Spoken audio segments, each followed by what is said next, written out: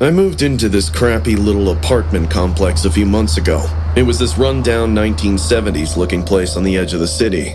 No elevator, weird smells in the hallway, but whatever. It was quiet, and that's all I wanted. The only unwanted part was my upstairs neighbor, Samantha.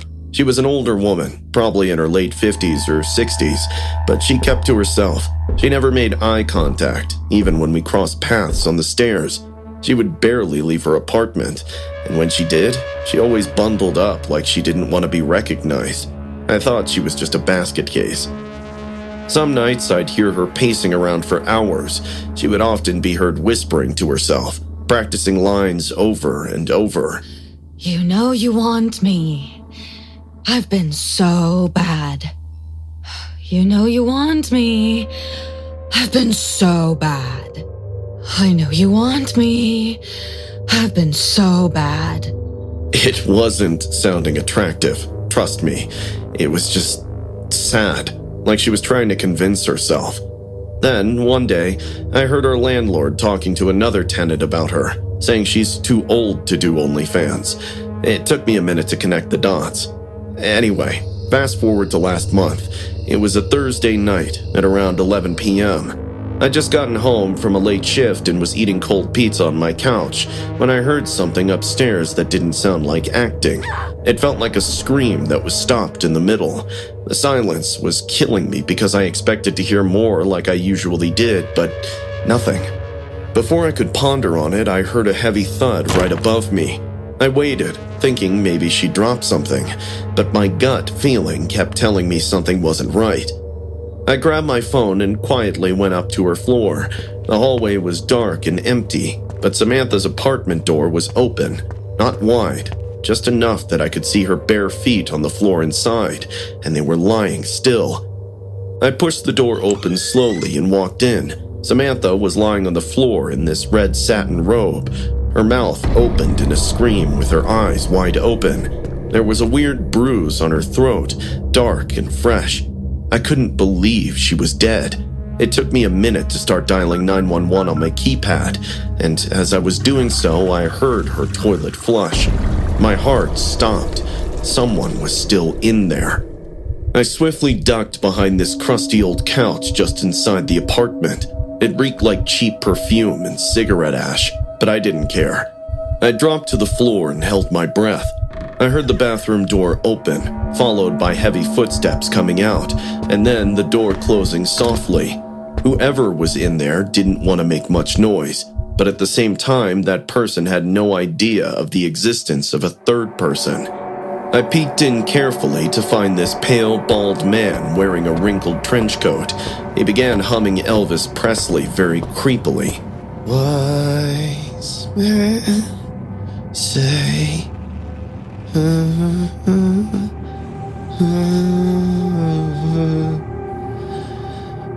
I can't help falling with you. He slowly crouched beside her body and ran his hand down her face like she was still alive. You lied to me, said you were 20, acting like you were special. I then saw him pulling out this small blade from his coat pocket. It wasn't a kitchen knife, but rather a scalpel. The entire encounter was turning into a horror movie that I was watching live. What happened next will never let me sleep peacefully for the rest of my life. He started cutting into her arm.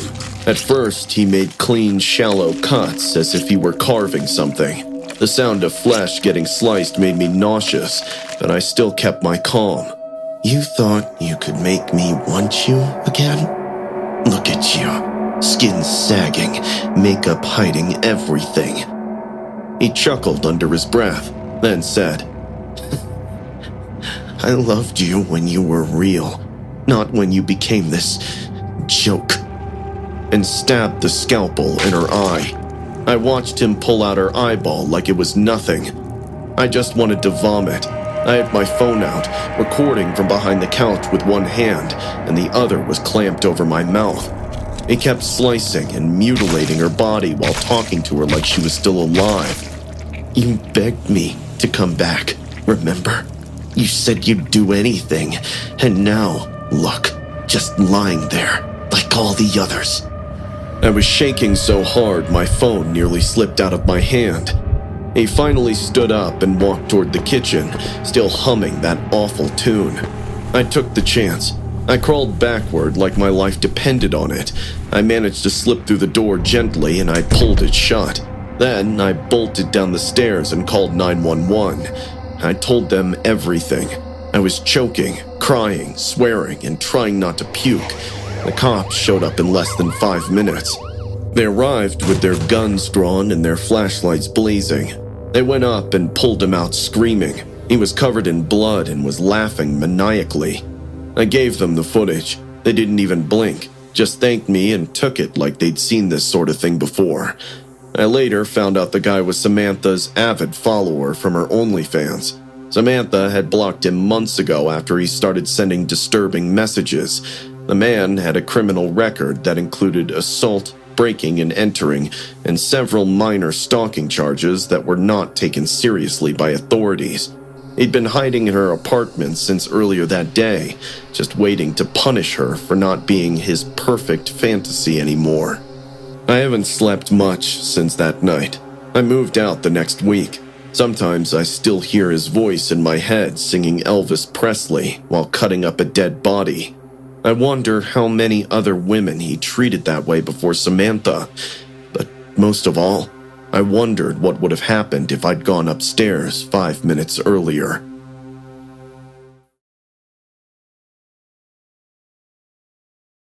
So this happened about 3 weeks ago, and I still haven't fully shaken it off. My name's Carl. I'm 35, recently divorced, and had to move back into the city after things fell apart with my wife. I landed a job working the late-night shift at a 7-Eleven in downtown LA. Not the nicest part, I'll be real with you. The area was rough and filled with addicts and thugs, but it was a job. I needed the money, and I figured I could handle it. I'd worked security gigs before. I'd dealt with my fair share of drunks, addicts, and weirdos. But nothing, and I mean nothing, prepared me for what happened that night. It was a Tuesday, around 1 a.m. The store was almost empty, with one customer every 2 or 3 hours. I was restocking the gum rack behind the counter when I heard the door chime. I glanced up and saw this woman walking in. She walked in slowly, lanky, maybe in her mid-40s, with greasy black hair tied in a messy bun. Her clothes hung off her like loose paper. She wore a puffy green jacket over a dirty tank top, and her jeans were soaked around the ankles like she'd been through dusty, muddy alleys. Her eyes were darting around, jittery but hollow, and she spread this reeking smell all around the store. From her appearance, it wasn't hard to guess that she belonged to the Skid Row area. She mumbled something I couldn't make out and wandered toward the snack aisle. I kept an eye on her. We got tweakers in all the time, usually harmless, sometimes loud, sometimes annoying. But this one felt off. She wasn't browsing, she was just grabbing random stuff. Candy bars, trail mix, even a frozen burrito, just shoving it all into her arms with this weird sense of urgency, like she was on a mission but didn't know why. After a few minutes, she approached the counter. She plopped the pile in front of me and started fishing through her pockets. They were empty. She looked up and muttered, I have no money, but they're hungry too. I was confused. Who are they? She pointed toward the door. My friends. Can't let them starve. I looked past her. There was no one outside, just the flicker of a busted street lamp and a pile of trash bags swaying in the wind. Look, I can cover one item for you if you're really hungry, but I can't give you all this for free. She didn't move, just blinked twice, very slowly, like an animatronic. But they're hungry too. There was a sudden shift in her voice. Look, I'm sorry. Like I said, I can give you only one thing for free. You have to pay for the rest. Her eyes twitched, and she moved her shoulder in such a way that her bones cracked. A bad feeling rushed through me. My instincts told me something was about to happen. She suddenly dropped her jacket to the floor. Jesus, Her arms were covered in rotting patches of skin that hung like wet tissue. Deep purple veins bulged out like thick worms, and there were old needle marks, hundreds of them. Some still oozed pus, but what truly messed me up was the way she smiled, like she was proud to show me what she'd become. I took a step back instinctively. "Ma'am, I need you to leave now." I never leave hungry. Saying this, she started scratching, hard, frantic, nails digging so deep into her arms that skin began to peel.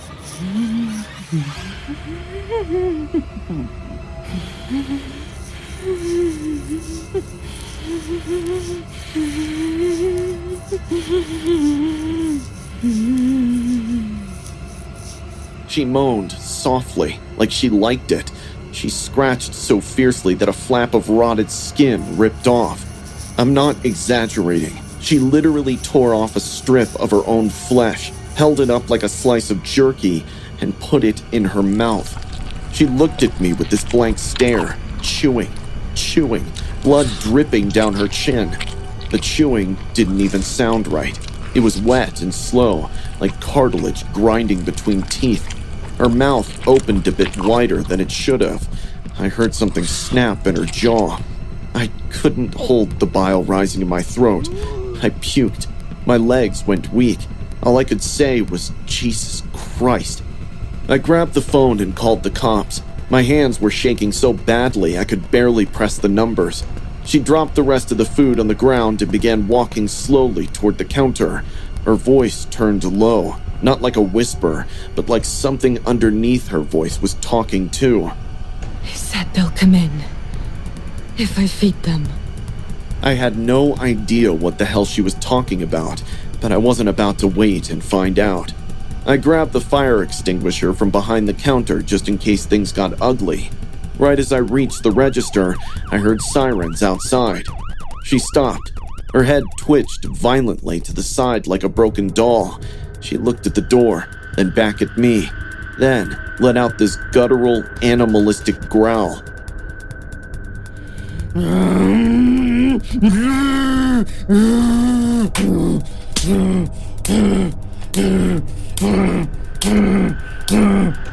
She dropped to her knees and started slapping herself. When the cops came in, she was still hitting herself, screaming and laughing at the same time.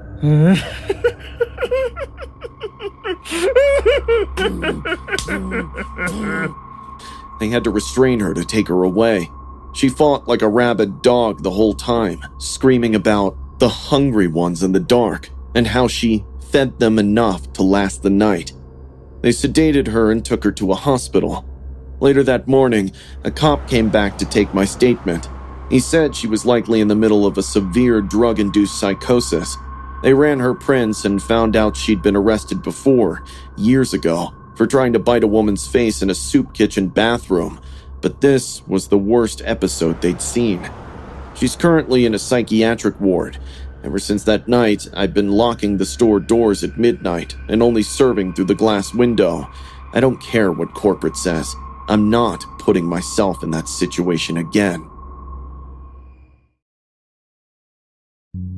I used to think the door kick challenge was just dumb fun. Kick a random door, laugh, and run while people get mad.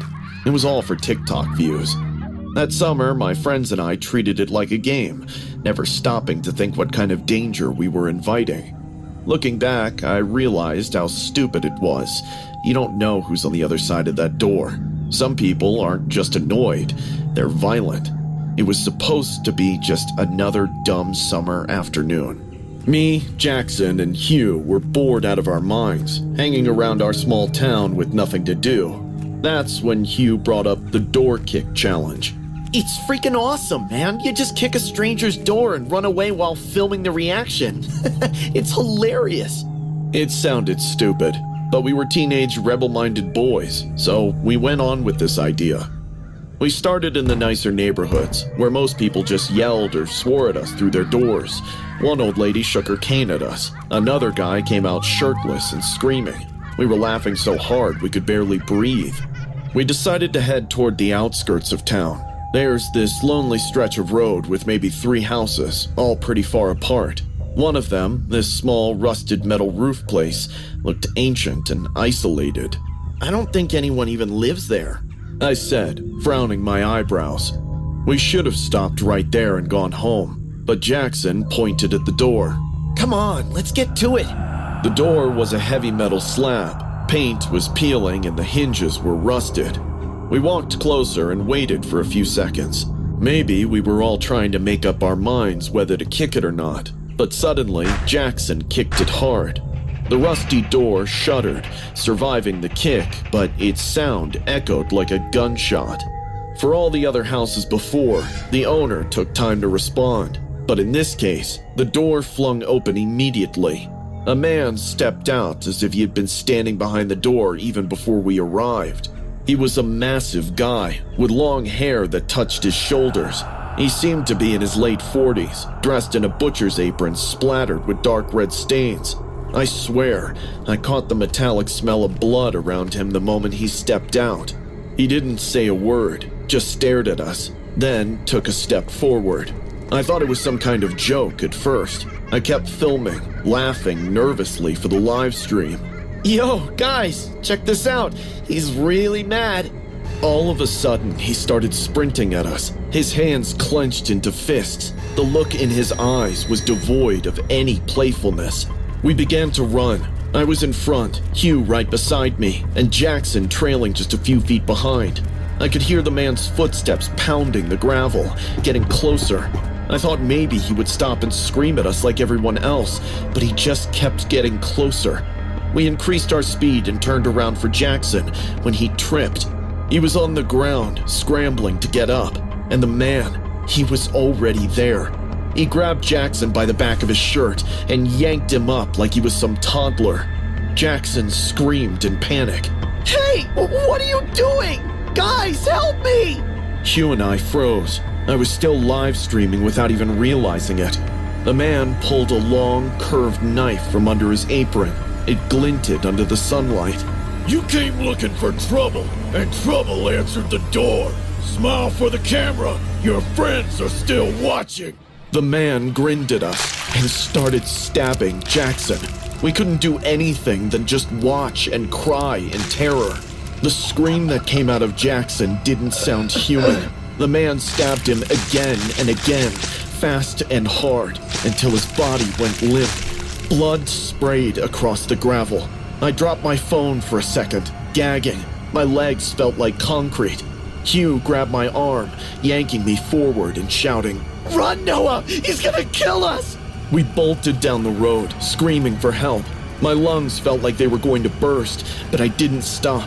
I could still hear wet, heavy footsteps behind us. We reached the end of town and ran straight into a gas station, slamming the door behind us. The clerk jumped up when he saw us, and Hugh just shouted, "Call the cops! There's a guy! He killed our friend! Call 911!" He couldn't even finish the sentence without choking up. When the cops arrived, we told them everything. What happened, where the house was, and seeing our friend Jackson in his last few minutes. The officers went out there with a whole team. They caught him covered in blood, sitting in his dusty living room, while Jackson's mutilated body was placed on the floor. It was later revealed that his name was Howard. He used to run a butcher shop in town before it shut down. After his wife left him, he disappeared from public view. He was in a very depressed state of mind. They were dead animal remains found in his kitchen, which denoted he had been cutting up strays to channel out his disturbed mind. When we kicked on his door, he was getting ready to go out and catch something more to kill. If, and only if, we didn't kick on that door, Jackson would have been alive. Hugh won't talk about it. My live stream ended the second I dropped the phone, but people who saw it before said they can't get Jackson's screams out of their heads. Me? I can still see the exact moment when Jackson realized he wasn't getting away. And that man's eyes, like he wasn't really killing a person, just preparing meat. I never went back to that part of town. Every time I see a heavy metal door, I hear it creak open again. And I remember what happens when you think you're just filming a harmless prank, only to find out the monster on the other side has been waiting for you.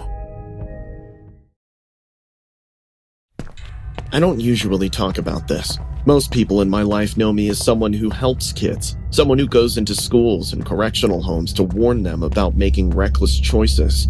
But what I never say, the part I keep locked away, is that I do it because of something I did. Something that's haunted me every single night since I was 8 years old. It was a warm summer afternoon. My mom was out in the garden trimming roses. I was inside with my little sister, Mia. She was 6. Mia and I were obsessed with WWE back then. Completely obsessed. We'd watch it on TV, admiring Undertaker, Triple H, and all those larger-than-life guys. That afternoon, I told Mia, "Let's do the Undertaker's choke slam." She giggled like she always did, eager to play along. She trusted me too much. I grabbed her by the neck, pretending like I was in the ring. I lifted her, not even thinking about how small she was, how fragile. And then, I slammed her down. The sound that followed was something I'll never forget. Her head hit the floor with this crack, not like a toy breaking, not like something you could fix with glue. This was deeper, final. For a second, I thought she was just stunned, but then I saw it. The blood. A dark patch spreading quickly into the carpet beneath her head. "Mia? I shook her. Her eyes fluttered, but she didn't answer. Mia, wake up!" Panic clawed its way into my chest.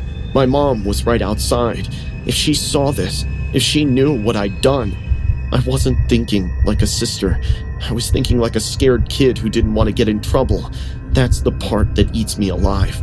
I dragged Mia across the floor, leaving streaks of red on the carpet, and stuffed her inside our wardrobe. She was so small, she fit right in. I shut the doors, pressed my back against them, like that would make it all disappear. But it didn't. At first, I just sat there, hands over my mouth, rocking back and forth. Then, I heard a thud, a kick against the inside of the wardrobe, and then another. Mia's muffled cries told me she was awake. I should have opened the door. I should have run for help, but I didn't. Instead, I turned on my stereo, blasting music, trying to drown out Mia's cry for help. Every kick, every cry was like a nail being hammered into my skull. I remember pressing my hands to my ears, whispering over and over.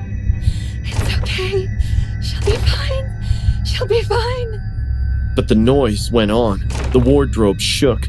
It all continued for 5 to 10 minutes. Then, dead silence. I felt bile rising in my throat. I knew what just happened, yet I was too scared to admit it. I sat there, crouched on the floor, tears streaming down my cheek, hoping everything will go back to normal. But who can rewind time? When my mom finally came inside, she found me sitting on my bed, staring at the wall. She noticed the blood on the floor and called for Mia in full panic mode. She might have asked me, but I couldn't make out her words in my head. It was as if I were in a trance. I came back to my senses only when Mom opened the wardrobe. Mia! Oh my God, my baby! Her scream still rings in my ears. Mia was limp. Her lips were blue. The blood had dried in her hair. And I just sat there, frozen, while my mother's world collapsed in front of her. The next days were a blur. Police, questions, whispers from neighbors. I ended up in juvenile detention. They said it was an accident, but that didn't make me innocent. Years later, I built my life around that one afternoon. I studied child psychology. I became a counselor. I stand in classrooms now, looking into the eyes of kids who remind me of Mia, and I tell them not to copy stunts they see online. I tell them one wrong move can ruin lives. But here's the thing. I don't just remember that day. I relive it. Because every night, when I'm lying in bed, I hear it again. At first, it's faint. A shuffle. A soft knock. Then, it grows louder. The rattling of wardrobe doors, shaking in the dark. Sometimes, I hear Mia's voice. "Nellie, let me out. I'm scared in the dark." I know it's not real. I know it's guilt and trauma playing tricks on me, but it doesn't matter. Because when you've been the reason your baby sister stopped breathing, your brain doesn't care about logic. The rattling never stops. I've moved apartments, switched jobs, and even thrown out every wardrobe I've ever owned. But no matter where I go, no matter how safe or bright the room is, the sound always finds me. The worst part? Sometimes I see her. I'll wake up in the middle of the night, sweating, heart racing, and there she'll be, Mia, standing in the corner of my room, her little pajamas soaked in blood. Her head was tilted in that same unnatural way I last saw it, and her eyes, accusing. She doesn't speak when she shows up. She just watches me. Watches until I'm gasping for air, clutching the sheets, begging her to forgive me. Then, just as suddenly, she's gone. People tell me I've done good with my life, that I've redeemed myself by helping kids, but they don't know the truth. I didn't do it out of kindness. I did it because I'm trying to make up for something I can never undo. I know some people will say this is just guilt, that I'm punishing myself, but I don't think so. Because sometimes, late at night, when the wardrobe rattling gets too loud, it doesn't just stop like it used to. Sometimes I swear I hear the door creak open, and then the room goes cold, and I know Mia's not just a memory. She's still here, waiting for me to open the door. I still remember the exact sound the front door made when Annabelle closed it behind her that night. Soft, but with a little snap of finality. She called out, Don't wait up, Paul. in her usual sing-song tone. I shouted back. Text me if he's cute. That was it. That was the last time I ever heard her voice. She'd been so secretive about this guy. She only mentioned that his name was Chris, that he was a photographer who lived nearby, and that they had been talking on Snapchat for weeks. She never showed me his full face, only Snapchats with filters or cropped images. But she was glowing, suggesting she has totally fallen head over heels. I figured it was a harmless flirting phase and she would eventually get bored of it, but I wish it went out that way. That night, I was lying on my bed watching some videos on YouTube. The rain was tapping on the windows and Annabelle was out on her first date with her mystery Snapchat man. Around 11:17 p.m., I got a text from her. He's acting weird. I replied instantly. What do you mean? She didn't answer. A minute later, another message came. If I don't text back in 10, call me. That one set something off in my gut. I stared at my phone, suddenly cold. My fingers hovered over the keypad when the third message came in. I feel like he's hiding something. I called her immediately. It rang twice, then went to voicemail. I tried again and again, but she didn't pick up. That's when panic crept in.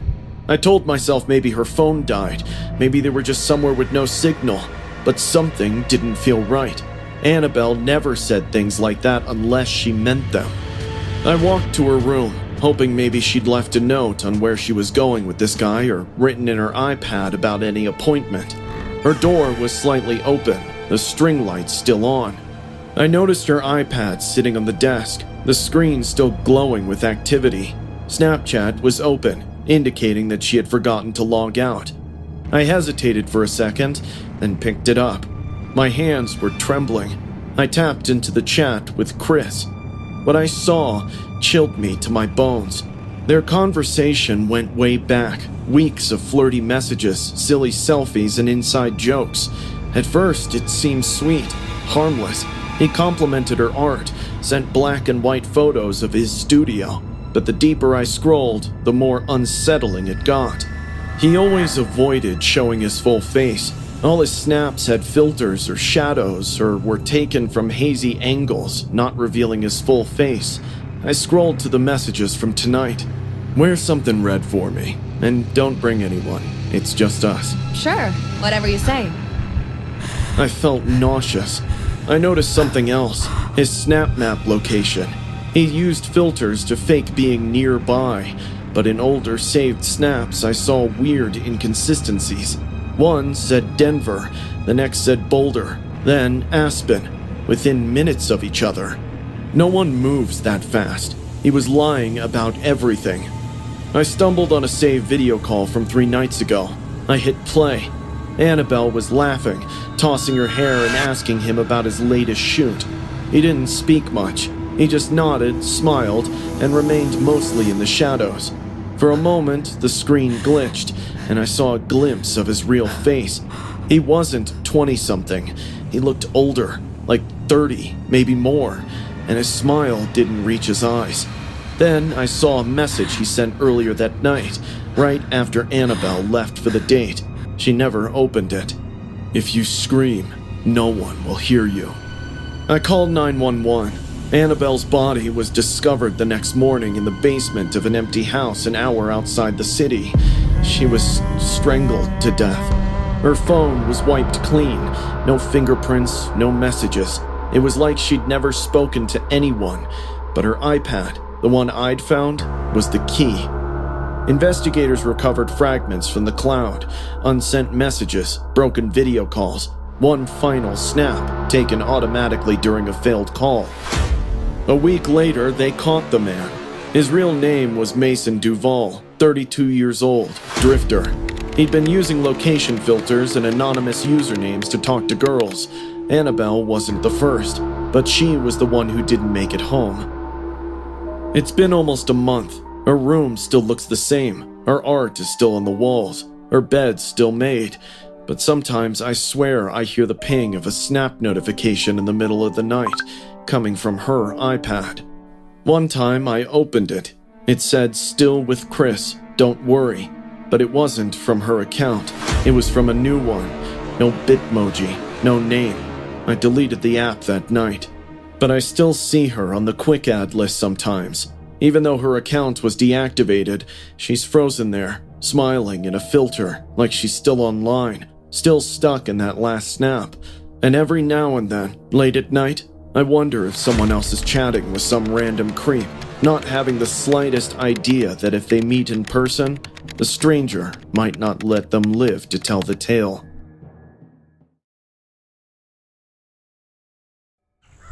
I've been on Tinder long enough to know most matches lead nowhere. A few awkward coffee dates, some guy too obsessed with the gym, others still living with their moms. But then, I matched with John. He seemed different. His profile mentioned he loved WWE, which made me laugh. I pictured him as one of those guys who rewatched old matches on YouTube, but otherwise was normal. We started talking. Within a few days, he asked if I wanted to come over for drinks. Against my better judgment, I said yes. I showed up around 9 p.m. His house was on the edge of town, the kind where the neighbors weren't close enough to hear if something went wrong. He opened the door smiling, and for a moment I felt lucky. He looked even better in person, tall, built, and clean cut. I brushed off all my worries, thinking I'd need to stop indulging too much in true crime. The night started off fine. We sat in his living room with a bottle of wine, and the conversation flowed. He was funny, attentive, and seemed genuinely interested in me. After a couple of glasses, he leaned in and kissed me, and it felt right. That kiss led to him tugging me gently toward the hallway. My nerves kicked in. I don't usually go to guys' bedrooms so quickly, but he made me feel comfortable, so I followed him. But as we stepped into his bedroom, my smile faded away. His bedroom wasn't a bedroom at all. It was a wrestling ring. I'm not exaggerating. A full-sized ring took up the entire room, completed with ropes, padded posts, and chairs hanging from the corners. The walls were plastered with WWE posters. John Cena, Undertaker, The Rock. A small TV sat on a stand, paused on a wrestling match. The floor around the ring was littered with weights, resistance bands, and half-drained protein shakes. My brain scrambled for an explanation. Is this some kind of a joke? You didn't tell me you're into cosplay. He laughed at me like I was being immature. "Come on, it'll be fun," he said, holding out his hand. "Step in the ring with me." I hesitated, but I didn't want to seem rude. I laughed nervously, slipping off my heels, and climbed in under the ropes. Weirdly, for a moment, I imagined this might turn out to be a bit kinky, but there's no harm in experimenting. We kissed again, but this time, something changed. His hands grew rougher, his lips pressed too hard. Then, without warning, he shoved me back. It wasn't at all playful, but rather very aggressive. I stumbled, catching myself on the ropes. Whoa, John! What the hell are you? Before I could finish, he slapped me, hard, making my ears ring. I started crying, holding my cheek. Stop it! Are you crazy? He didn't apologize. Instead, he slapped himself across the chest while howling like a werewolf. Not just once, he kept slapping himself like it was turning him on. His face turned red and his eyes went wide. Once you're in the match, you don't leave alive, and that's the bottom line, because John said so. He laughed maniacally while tearing his shirt. His voice deepened, twisted like he was becoming someone else. My heart pounded. I tried to play it calm, edging towards the ropes. Stop! You're hurting me! I screamed, but he lunged at me. His hands slammed into my shoulders, shoving me into the corner post. The spirits guide me, and the spirits demand pain. I was bleeding from the corner of my lips. There were bruises on my face. It was a do-or-die situation for me. I ducked under his arm and scrambled beneath the ropes. My knees hit the floor hard as I crawled out of the ring. My only thought? Get to the door. Behind me, I heard the heavy thud of him landing on the ground after me. His laughter was wild, unhinged, and echoing in the cramped room. I sprinted barefoot down the hallway, bruises burning, adrenaline taking over. You will bow at the feet of the ministry, or you will be destroyed. He chased me, his footsteps pounding like war drums. I fumbled with the front door, my hands shaking so badly I almost couldn't turn the lock. But somehow I got it. The door flew open, and I bolted outside into the night. The cold air hit me, shocking me back into reality. I ran barefoot down the street, not daring to look back until I reached the glow of a gas station 2 blocks away. When I finally glanced over my shoulder, he was still standing in his doorway, watching me. His silhouette was huge against the dim light behind him, and then he cupped his hands around his mouth and shouted into the night. I am the monster you fear when the lights go out! That voice, it didn't sound human. It carried across the empty streets, chasing me even as I stumbled inside the gas station, crying, begging the clerk to call the police. By the time the cops showed up, John was gone. His house was dark, the rings still there, but no trace of him. They took my statement and promised to look into him, but I never heard what came of it. All I know is I escaped with bruises on my face, a sprained wrist, and a memory that still wakes me up at night. It's been months since that night, and I've deleted every dating app off my phone. But sometimes, when I'm lying in bed trying to fall asleep, I hear it again. All those spine-chilling things he said to me. I tried Googling those lines and realized they were quotes by famous wrestlers of WWE. The height of his obsession is terrifying. And sometimes, when the house is quiet, I swear I hear the squeak of ropes stretching, like there's a wrestling ring waiting for me in the dark, because John's words don't leave me. Once you're in the ring with me, you never leave the match alive. And deep down, I know he meant it. This happened when I was working the closing shift at a Starbucks just off the freeway. One of those weird locations where everything else around is already shut down by 10. It was about 11:45 p.m. on a Tuesday. The lights inside were dimmed, machines cleaned, and chairs stacked. I was the only one left, waiting to lock up and run home. Suddenly, I heard the low rumble of an engine. A sleek, black SUV pulled up to the drive-thru. I figured it was someone running late, maybe a trucker or a road trip couple. But the windows of the car were pitch black, like illegal black tint, and the engine stayed running with no movement. It stayed like that for a few seconds, and I thought I should serve this person and call it a day. "Welcome to Starbucks. How can I help you?" I asked politely. After a pause, the speaker crackled. "One tall caramel bloodbath." It didn't register at first. I actually laughed. "I think you meant caramel macchiato, right?" Silence. No answer. Only a faint, rhythmic breathing through the speaker could be heard. I thought for a while and figured it was probably some teenager messing around. I waited for the SUV to go away, just like it came, but it didn't. It just idled.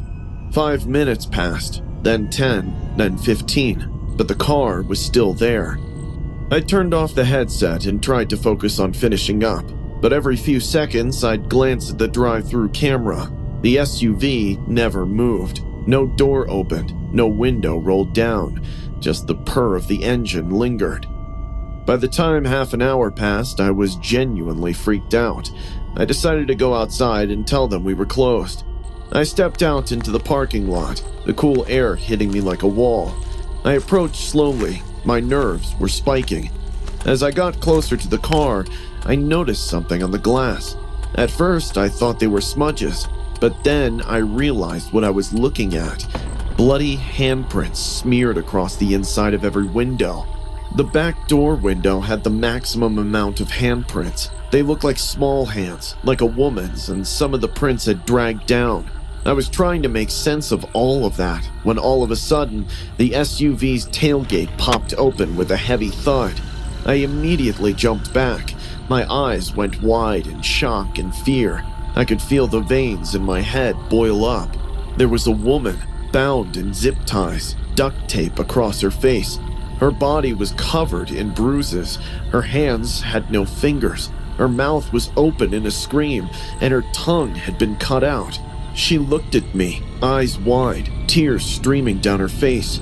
Never in my worst nightmare did I expect to come across a sight like that. She tried to say something, but the SUV's driver's side door opened, and a man stepped out. He was massive. He wore a long, dirty coat. His face, I'll never forget that face. He had a real human face stitched to his skin. Blood was streaming down his neck because of the poor surgery he performed on himself. You could literally see the seams. The lips were jagged and too wide. The eyes were black holes behind thin slits. He screamed at me, "Where's my order?" Before I could react, he grabbed my collar and yanked me toward the drive-thru window. I tried to fight back, but he slammed my head against the brick wall. Stars exploded in my vision. He shoved my face into the window, trying to force it through the narrow opening like he was trying to crush me between steel and glass. I used every ounce of panic-fueled strength I had to twist sideways and wriggle halfway inside. I got in somehow, grabbed the window lever and tried to close it when he made another attempt to grab me. But this time, I trapped his arm between the frame. He screamed in rage. "What are you doing? Let me go! You don't know who you're messing with!" "I'm dialing 911. His hand was stuck, fingers jerking wildly, nails scratching the walls. He was putting all of his effort into freeing himself, but it all went in vain. I backed away and grabbed my phone, locking eyes with him as I talked to the emergency dispatcher. He was snarling, spitting through the window. "You're siding with the wrong one! She's not the victim! I am! She's the one who cheated on me! Come on, just let me go so I can explain!" "You can explain everything to the cops!" I backed farther into the store, waiting for sirens. I didn't take my eyes off him. When the cops arrived 10 minutes later, they had to tase him to get him off the window. I watched from his side as they pulled him down and wrestled him to the ground. The woman in the trunk, his wife, was barely conscious, but alive. They rushed her to the hospital. Later that night, a detective gave me the details. The man had been on the run for 3 days. He'd beaten his wife nearly to death, cut out her tongue, and severed her fingers so she couldn't use a phone. He was planning to dump her body in a secluded area out of state. But I don't understand why he decided to make one final stop at Starbucks. The whole time he sat outside, she was in the trunk, bleeding, broken, still somehow alive. And that stupid joke, caramel bloodbath, that was an inside joke between him and his wife.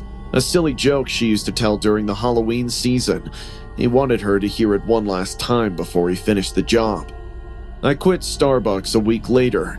I can't look at an SUV the same way anymore. And I don't work alone at night. Not ever again. So this happened about 7 months ago, and I'm only talking about it now because I'm still trying to wrap my head around what really went down. I just started an OnlyFans. Nothing crazy, just lingerie and suggestive stuff. It was fun. I was getting attention, compliments, and yeah, the money was nice. I was in a long-term relationship with this guy named Reed. We'd been dating for almost 2 years. From the second I told him I started the page, he was unhappy about it. He'd be like, "This isn't you. You don't need validation from randoms." He even gave me warnings like everything bad was going to happen because of me using OnlyFans. One day some creep is going to show up at our door. He kept calling it a mistake, but I brushed it off.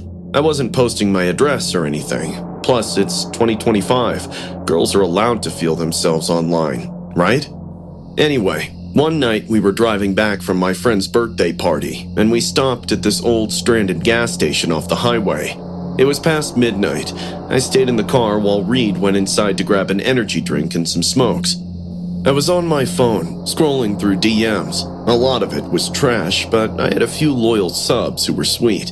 I was totally engrossed in it, so I didn't notice someone was watching me. When I looked up, I nearly screamed. A man was standing right outside my window, only inches away. He was filthy. He wore these mud-caked pants, had a dreadlock beard, and cracked lips. He looked completely gone mentally. I instinctively locked the doors. He started tapping on the window. Tap, tap, tap. I yelled, but he just smiled. And then he took out his phone and showed me my OnlyFans page. A feeling of dread rushed down my spine. My eyes kept searching for Reed, begging him to be back as soon as possible. The crazy guy started rambling. "It's really you, the angel from the screen. Can I touch your hair? Please, just one touch." I screamed and honked the horn. The man brushed his dirty hands on the window like he was imagining how it would be to touch me. "I knew you'd be prettier in person." I was on the verge of crying when Reed sprinted out of the store, and I swear I've never seen him move that fast. He tackled the guy in the middle of the parking lot and punched him. I watched him knock 3 teeth out of that guy. We got in the car and sped off. I told him everything while sobbing like a 9-year-old. Reed was breathing heavily, knuckles bleeding.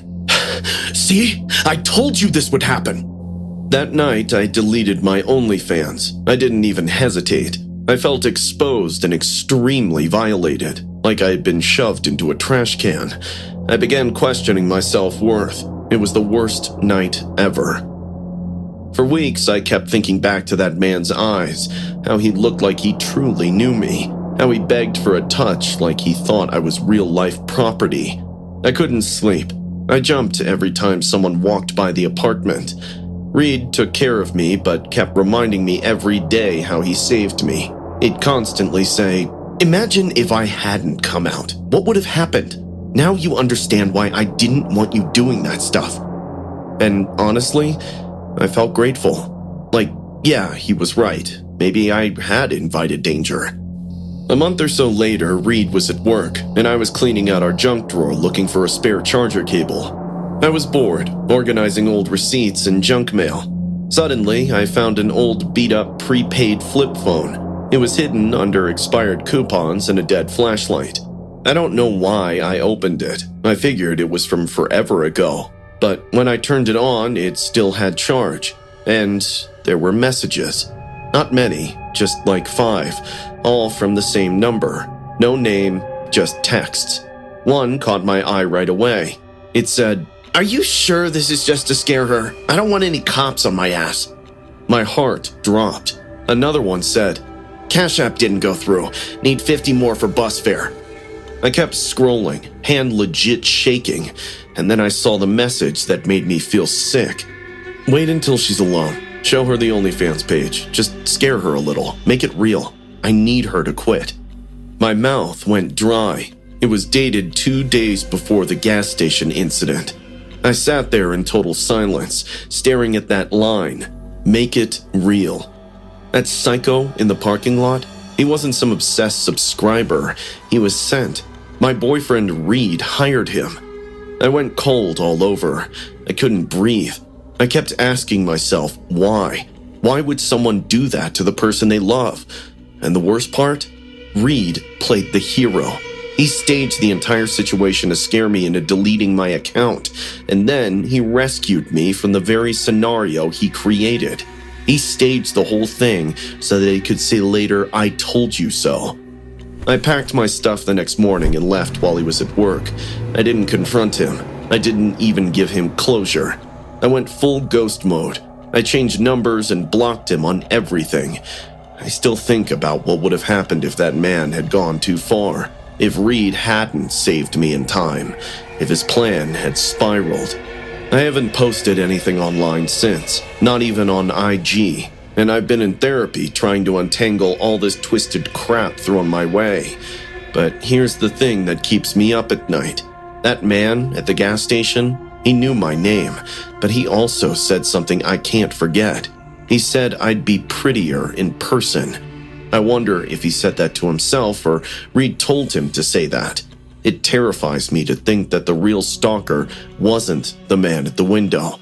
It was the one sleeping in my bed.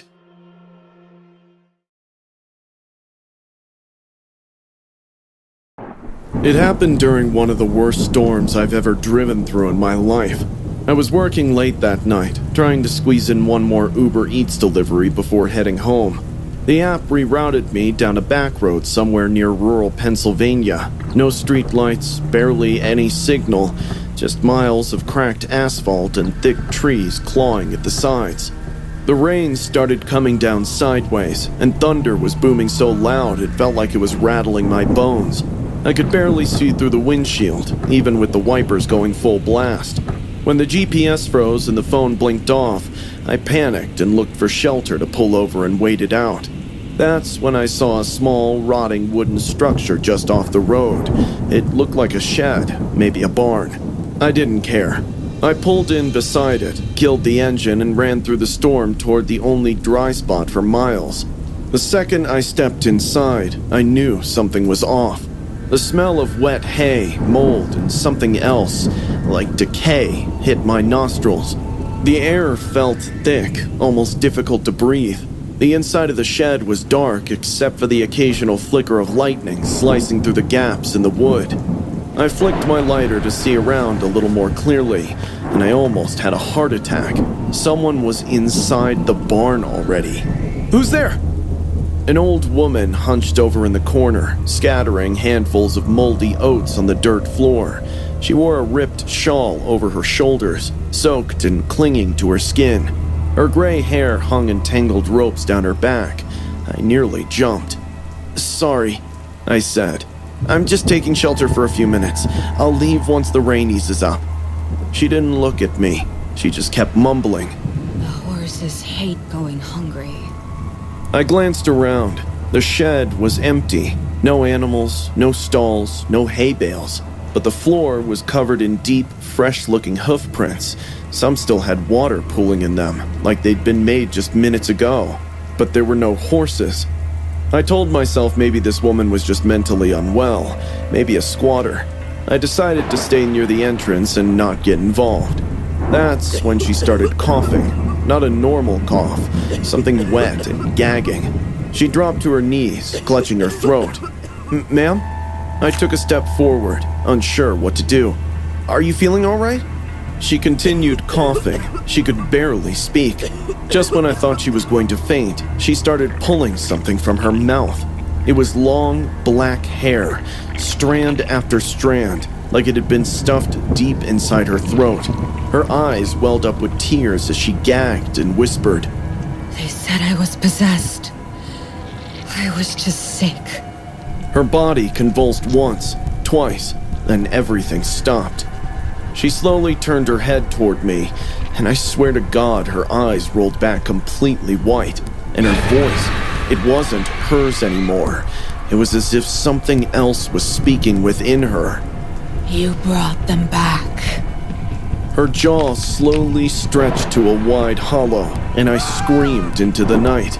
The shed groaned as thunder cracked overhead. I didn't wait to understand what she meant. I turned and sprinted into the storm, not even looking back. I jumped in my car, fumbled with my keys, and peeled off that property like my life depended on it. It probably did. Even after getting home, I couldn't shake it. The voice, the hair, the hoof prints. I kept thinking about what she said. They said I was possessed. I spent half the night looking it up.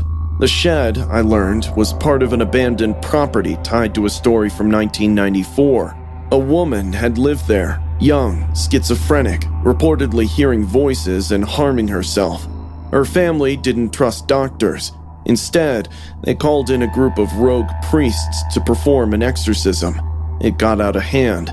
They tied her to a wooden beam and beat her with Bibles, starved her, and forced her to drink holy water until she choked. They said she was possessed by demons. She died 3 days later, bruised, broken, and disfigured. There were photos from the police investigation. One of them showed her body. Her face was smeared with moldy oats. After that, no one touched the property.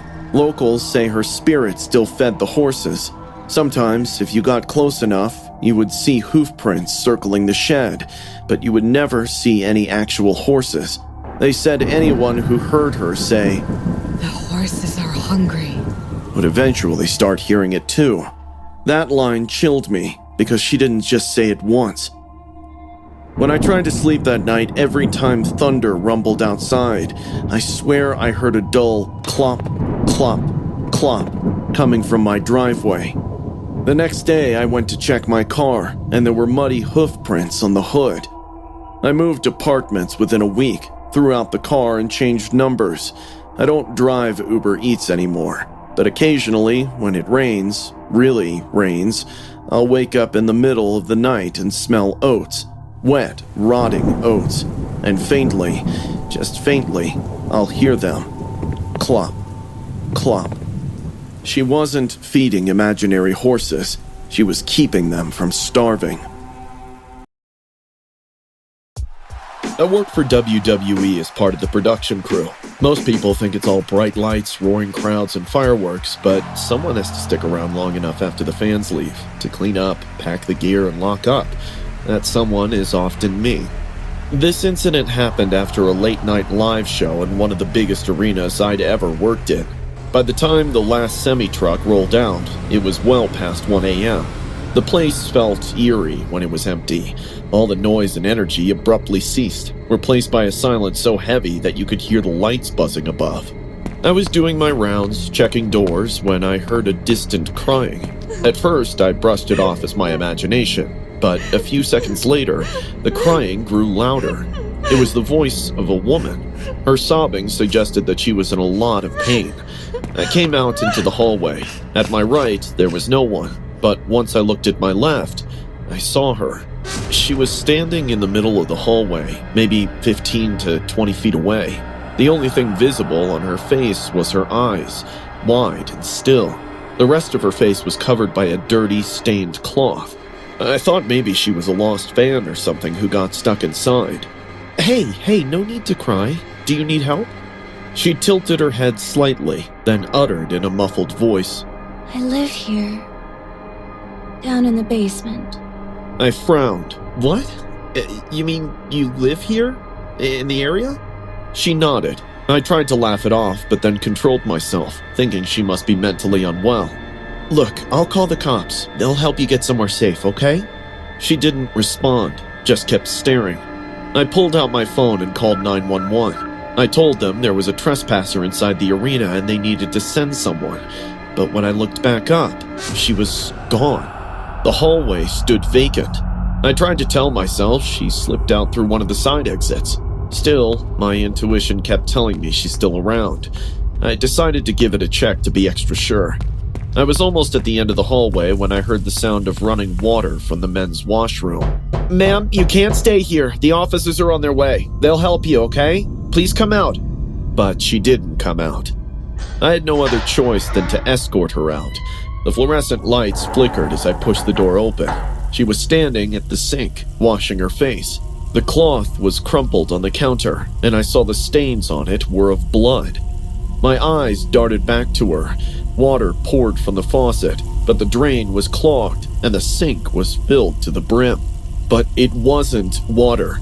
It was blood. I staggered back, my stomach flipping, but my eyes locked on her feet. Her toes. My God, they were curled unnaturally against the tile, blackened, swollen, and rotting. I shifted my eyes slowly from her feet to her face. She was just staring at me now, with no cover on her face. It was the most horrible face I've ever seen in my life. Her mouth was stapled shut with pins. The flesh around her lips was torn and swollen, jagged from infection. I fell onto the floor, shaking in fear and disbelief. Ah! Who are you? She stood still for a second, then began to smile. The skin around the staples stretched as she forced her lips into a grin. One by one, the pins started snapping loose, popping out of her flesh with wet, sickening sounds. Blood spilled down her chin as the smile widened far beyond what was human. Her body trembled with each motion, yet her eyes never stopped staring. I couldn't help but lie on the cold floor, drenched in sweat and terror. She kept smiling until the last pin broke free. Then, her mouth gaped wide open, pouring blood as she attempted to laugh.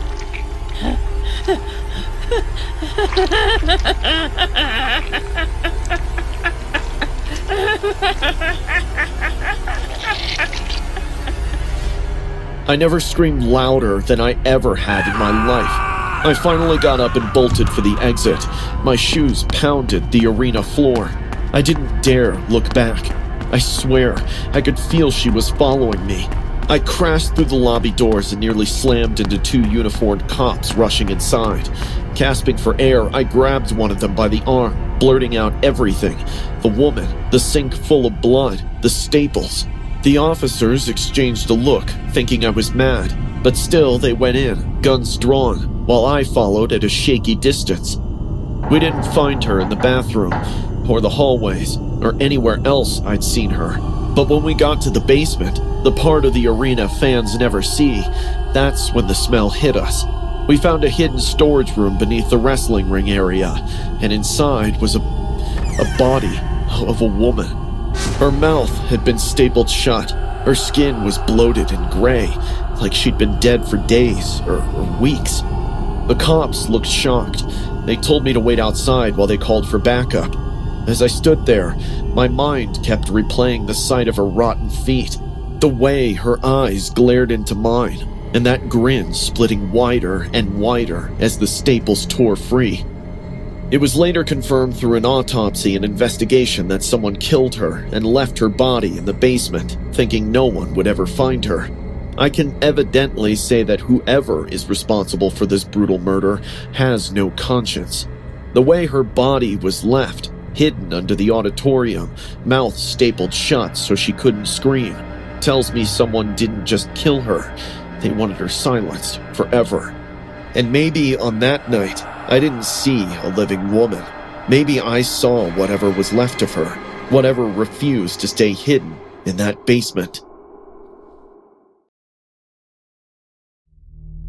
It was meant to be a chill sleepover at Nora's house with me and Paige. Her parents were away for the weekend, so she had a comfortable attic room filled with pillows, fairy lights, and scented candles. We were eating popcorn, scrolling TikTok, and laughing at ridiculous memes. Normal Friday night activities. But about midnight, the electricity took off. Nora lighted some candles, and everything seemed spooky. The glow flickered off the walls, and the room became very eerie. We all stared at the flames when Nora said, Let's do something creepy. Like what? Paige asked. A seance or something. We didn't have a Ouija board, and none of us knew how to conduct a proper seance. But then I opened my large mouth. I smirked and asked, What if we use Snapchat to summon Morwena? What? Snapchat for planchette? Yeah. I saw this post on Reddit where some people use snaps of a recently dead person to summon his spirit. It totally works. By doing it on Morwena? I don't know. The room froze. Morwena was a senior at our high school. She perished in a horrific vehicle accident only a month ago. She was driving at 93 miles per hour and used Snapchat's speed filter to prove it. She slammed into a divider, dying instantly. People claimed her head was twisted at an abnormal position, and the worst part? Her phone kept broadcasting for hours. Some people watched the footage before it was removed. They said you could see her reflection in the window after she died, as if she was still watching. Not funny. Paige muttered. However, Nora was already holding up her phone. We were curious and at the same time bored, a poor combo. We sat in a circle. The only sources of light were 2 candles and the glow from our phones. Each of us opened Snapchat and pointed our cameras toward the attic's darkest areas. Shadows spread strangely across the walls. We whispered in unison. Morwena, show us through here. We continued like this for a few minutes when Paige let out a gasp. Guys, my filter's acting up. We stared at her screen. The dog filter flickered across the empty space behind her. Then it vanished. Then sprang up again. But the ears were too long this time. The tongue was gray. Nora's screen captured a second face. A thin and pale outline lingered behind Paige. Nora turned around. Nothing's there, she said hastily, but her voice was trembling. I pointed my camera at the mirror by Nora's bed. It was cracked at the top, only a hairline split, but I swear I saw something move behind my reflection. A thunderous crack echoed throughout the room, and the window sprang open, letting in a gush of wind. Suddenly, my phone snapped its own photo. Nobody touched it. It just snapped. We crowded together, shivering as I opened it. A face could be seen at the mirror, looking down at us, but it was wrong. The eyes were excessively big, and it didn't look human. I dropped my phone. I'm done. Turn it off. End it. But before we could do anything, Nora began murmuring. Her voice did not sound right. Rather, she laughed in a deep, guttural voice that came from within.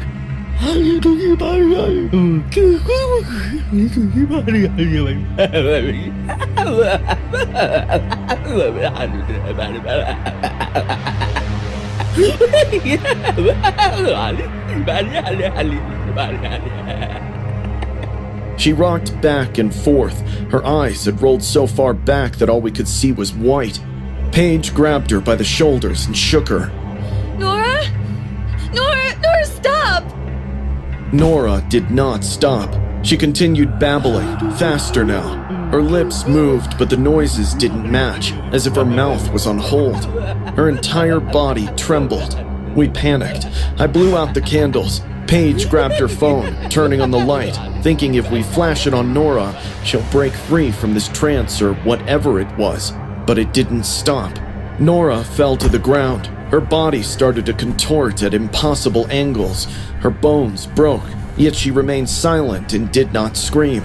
Her face, or maybe I should say the face on her face, kept smiling at us while her body moved uncontrollably.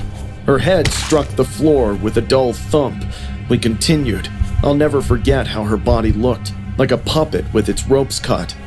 We phoned her mother and the police. She was rushed to the hospital, and to our shock, she survived.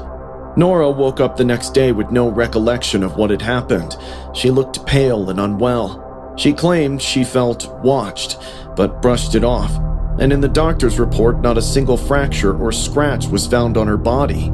We all promised to never discuss it again. Nobody at school would understand. But 3 days later, we received the news. Nora was found dead in her bedroom. Her mother stated she appeared to have died in the middle of a scream, her face frozen with dread. There was no evidence of a struggle. There was no sign of foul play. It was just her lying there, rigid and chilly. Her phone was found next to her. They said her Snapchat was still open. The camera had been pointing at the ceiling.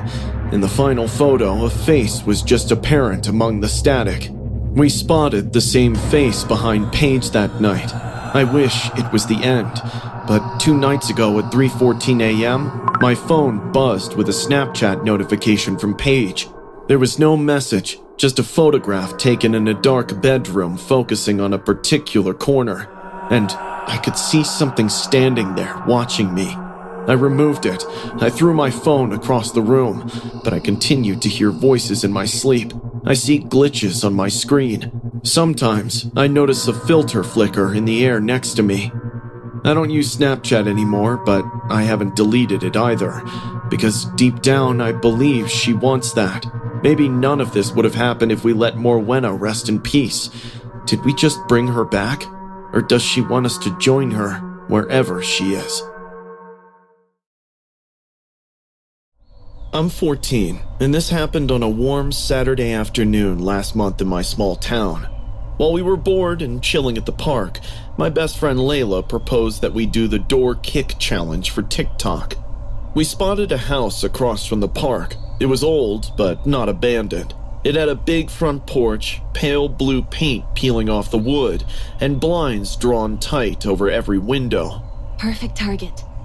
Layla said. I walked up, took a deep breath, and slammed my foot into the door. The kick was so loud it startled me. "Frank!" I yelled, turning around and walking away like nothing happened. The door didn't open until Layla and I reached the sidewalk, but when I glanced back, I saw a woman wearing a faded gray dress standing at the house porch, watching us. She didn't say anything, didn't yell, she didn't even move. She just stood there, staring at us. I turned the corner, trying to laugh it off, but something about the way she stared had left an impact on my mind. 5 minutes later, Layla and I were 3 blocks away, planning to go for ice cream when we heard a rumble of the clouds. Looks like it's gonna rain. Oh yeah, let's head home and watch something. We both turned at the same time, and we both froze. Standing across the road, leaning against the streetlight, was that woman. Her gray dress was moving with the rusty wind. I stopped walking. Layla noticed her too. How did she... Was she following us this whole time? Dread sent a shiver down my spine. An alarm bell of danger had started ringing in my mind. Let's hurry, I said to Layla. We increased our pace while keeping an eye on the woman. She stood like that for a few seconds, and then suddenly crossed the street. The hair at the back of my neck stood up. We turned back, choosing not to go near her. We were practically speed walking, yet she was following us. Her demeanor was still calm, which terrified me even more. Every time we took a turn, we met her at the end of the sidewalk waiting for us. This happened 3 to 4 times, and Layla was on the verge of crying. I was all set to wet my pants because I had no idea what she was up to, or did she have a weapon or something. At one point, I shouted, "We're sorry, okay? Stop following us!" She stopped. She tilted her head slightly. Then, without a word, crossed the road again and walked under a streetlight. Behind her were 3 trash cans. I remember that detail vividly. A raccoon had climbed halfway out of one trash can. It was pawing at a pizza box, but suddenly the woman reached into the trash can, grabbed the raccoon by the scruff, and lifted it into the air. The animal squirmed, screeching. She looked straight at us, as if to make sure we were watching. Then, she reached into her pocket and pulled out a screwdriver. Before I could even process what I was seeing, she drove it into the raccoon. I'll never forget the wet sound of the screwdriver stabbing into the raccoon's flesh, accompanied by the dying screech of the poor animal. She kept wriggling the screwdriver inside its body, churning all the flesh and blood. The raccoon kicked its legs frantically, but she held it up like some kind of trophy. Blood dripped at first, then poured, pattering against the pavement beneath her.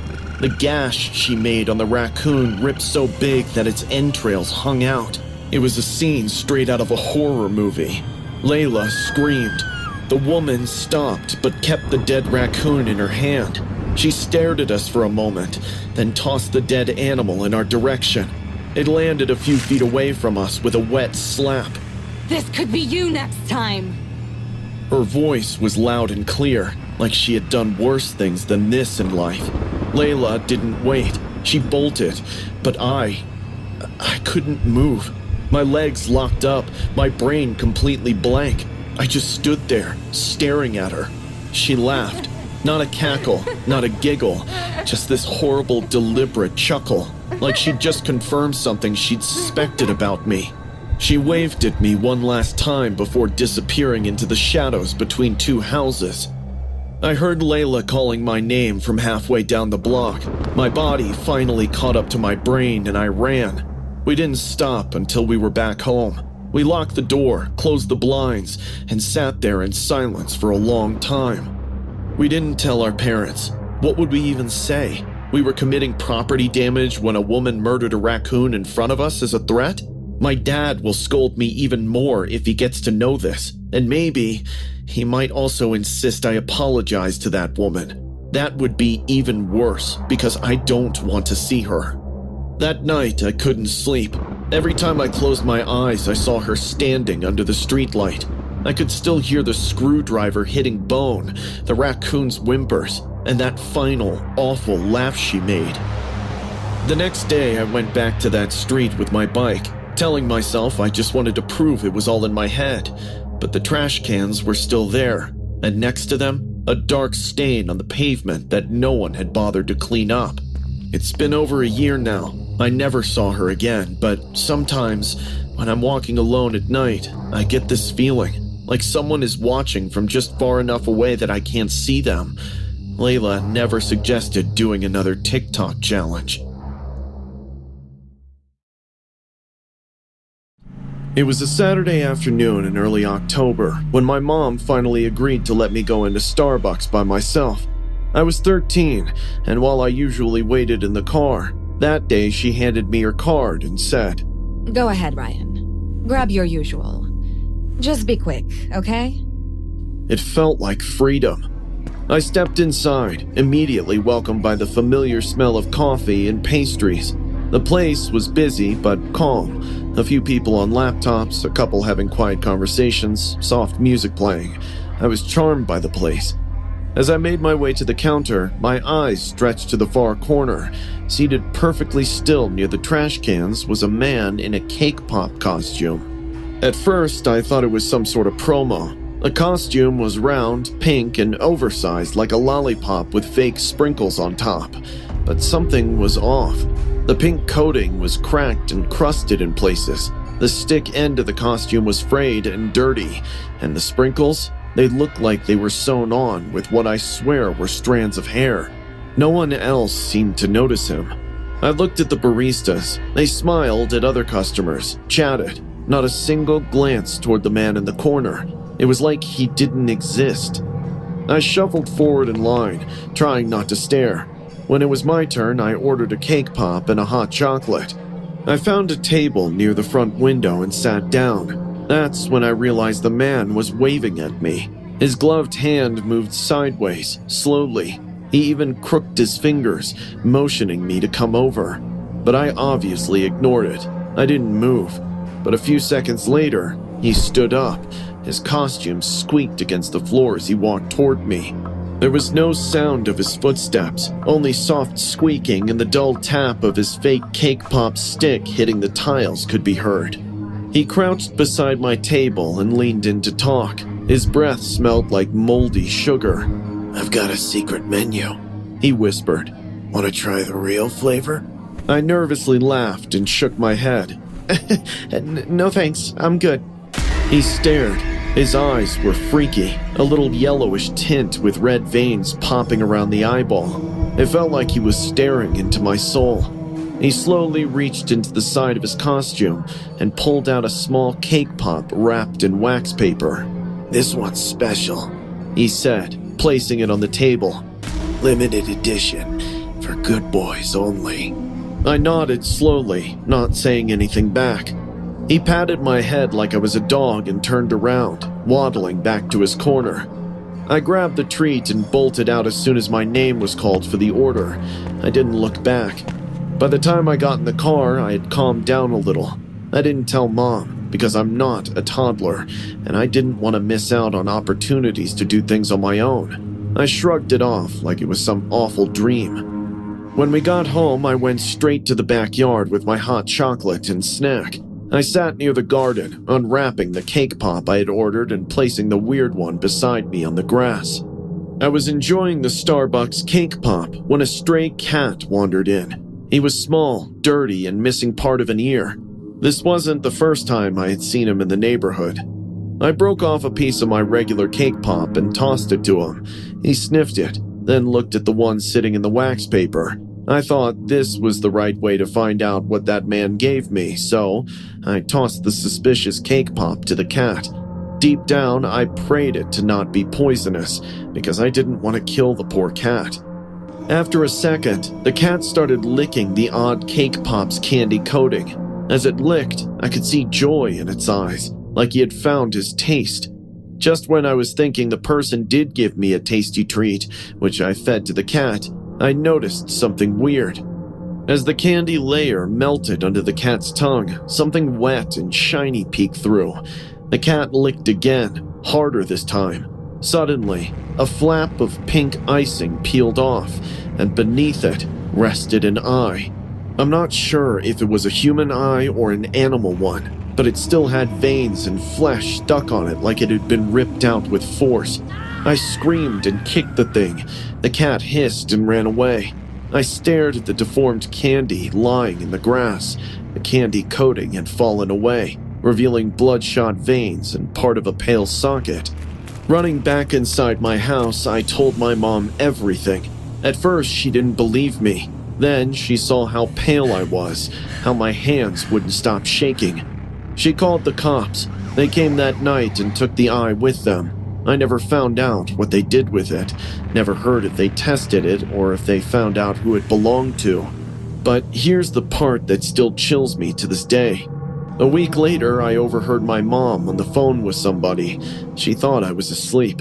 She said the police reviewed the Starbucks security footage. The man in the cake pop costume never appeared on the camera. Not once.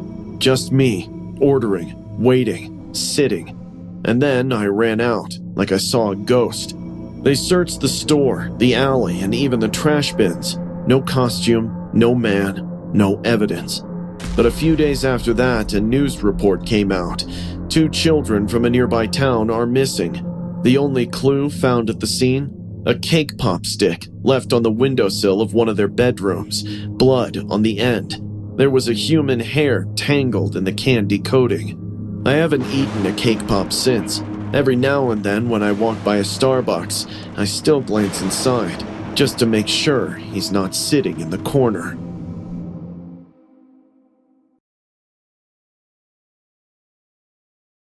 It was a rainy Thursday night, the kind where thunder rumbled through the windows and the lights flickered just enough to make you uneasy being home alone.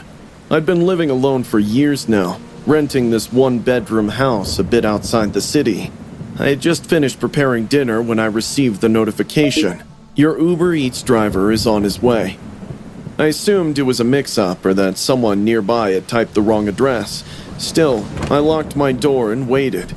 I thought I'd politely decline the delivery and the driver would understand. 2 minutes later, a car pulled up. It was an ancient white sedan, not the usual Uber Eats vehicle. The individual who stepped out didn't quite seem like a delivery guy. He had no uniform or badge.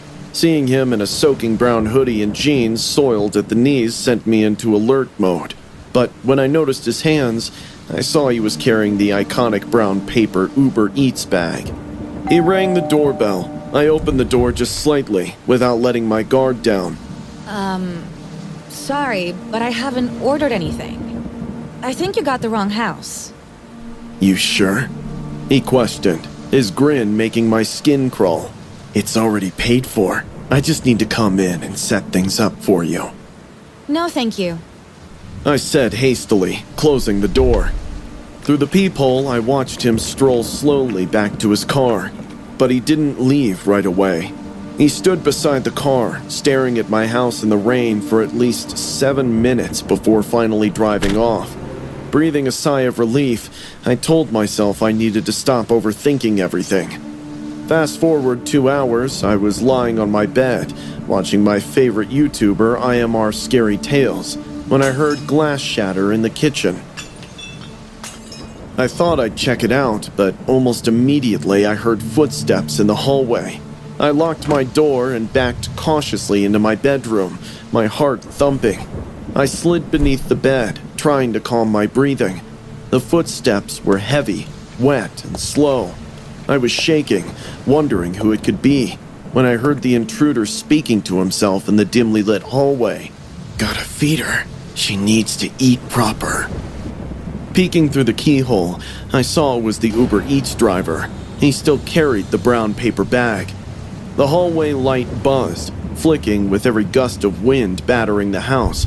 He was standing maybe 10 feet from my door, completely drenched, his soaked hoodie clinging to his gaunt frame. His head tilted like a confused animal, staring at the brown paper bag as if it were alive. Then, without a word, he reached inside. What he pulled out made my stomach drop. It was a sloppy, dark red blob, something that looked like pounded flesh. Entrails hung from it like ribbons, veins, bits of fur, maybe a tail. It reeked even through the keyhole. He raised it gently in both hands like a gift and whispered, "She needs to feed." Then he began walking toward my bedroom door. His steps were slow but deliberate, making sticky squelching sounds on the wooden floor. A trail of blood followed him, dripping steadily from his hand. As he got closer, I could see it clearly. Matted fur stuck to what looked like a dead animal, maybe a cat. Its face was crushed in. He paused outside the door, then started kicking it. The door shuddered violently. I let out a gasp I couldn't hold back. "I said you need to feed!" He shrieked, his voice cracking like a child's tantrum. He pounded with his fists, rattling the knob, screaming and howling. I grabbed my phone with trembling hands and dialed 911, whispering in a frantic rush. Someone's in my house. He broke in. He's trying to get into my room. He's not normal. Suddenly, the lock gave way with a loud pop. The door slammed open so hard it dented the wall, and there he stood, eyes wide with feverish excitement, teeth stained, the rotten mess still in his hands. I tried to run, but he was too fast. He grabbed my hair and yanked me backward so hard I hit the ground with a thud. I screamed and flailed, but he straddled me, forcing the cold, furry mass into my mouth. It tasted like rot, bile, and cat fur. I could feel the texture against my tongue, the bones, the matted whiskers, and something sharp that cut the inside of my cheek. I vomited all over the floor, choking and gasping. He clapped like a child at a birthday party, laughing with glee. "She ate it! She did!" I sobbed and spat fur and blood onto the ground as he knelt beside me. His eyes were huge and glassy, lost in a world of their own. "Uber Eats fired me," he muttered. "Said I was too slow, that I couldn't finish deliveries. So now I deliver personally. No one goes hungry if I can help it." His smile dropped and he started reaching into the bag again.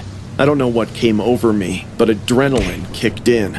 I sprinted into the bathroom and slammed the door shut, locking it just as he began pounding on it again. "Let me in! You haven't finished your meal!" He screamed. I backed into the corner, holding a curling iron like a weapon. The cops were on their way. They had to be. Within minutes, I could hear sirens. The man must have heard them too, because the pounding stopped. When the officers finally broke down the front door and found me, shaking in the bathroom, I ran into their arms, sobbing. But the man was gone. The only signs of his presence were the muddy footprints leading from the shattered kitchen window. He had entered through it earlier, shards of glass scattered across the floor. On the kitchen counter sat the same brown paper bag. Inside it was another offering, the rotting body of a dead possum, twisted like roadkill, with a fork stabbed through its back. I don't live alone anymore. I moved cities and got a roommate, and even then, I still sleep with a bat next to my bed. Every time I hear a knock at the door or the chime of a food delivery notification, I freeze. I'm not a writer. I don't even consider myself a conversationalist, but I figured someone should hear this. Maybe it'll make you look around the next time you're outside after dark. I'm 50, ex-military. I've served 2 tours overseas, seen some messed up stuff, sure. However, nothing compares to the incident that occurred at that infamous 7-Eleven 2 months back. It was around 11:45 p.m. I just finished a long shift driving rigs and needed a smoke, bad. I pulled into a sketchy-looking 7-Eleven off some side road in downtown Phoenix. I'd been there before. The store always had this flickering red neon light that buzzed like a wasp nest. I walked in. It was empty except for this young cashier, maybe 19 or 20, standing behind the counter, looking half asleep. I gave him a polite nod, walked toward the cigarette case behind the counter, and asked for a pack of Reds. He turned to grab them when the door flew open. 2 teenage boys rushed in, hoodies up, masks on, each holding a knife. They moved fast, yelling at the cashier. Hands up! Give us the money now! One of them jumped the counter in a single leap. The other ran towards me, pointing the knife. I stepped back and raised both hands. All right, easy. I'm just a customer. But they weren't listening. The employee behind the counter froze. I saw his hands trembling as he tried to open the register. He was just a kid. This job probably paid peanuts, and now he had a knife in his face. I was about to say something, anything to keep it from getting worse, but I was too late. One of the robbers stabbed the employee right in the gut. No hesitation, no warning. He plunged the knife in without hesitation or warning.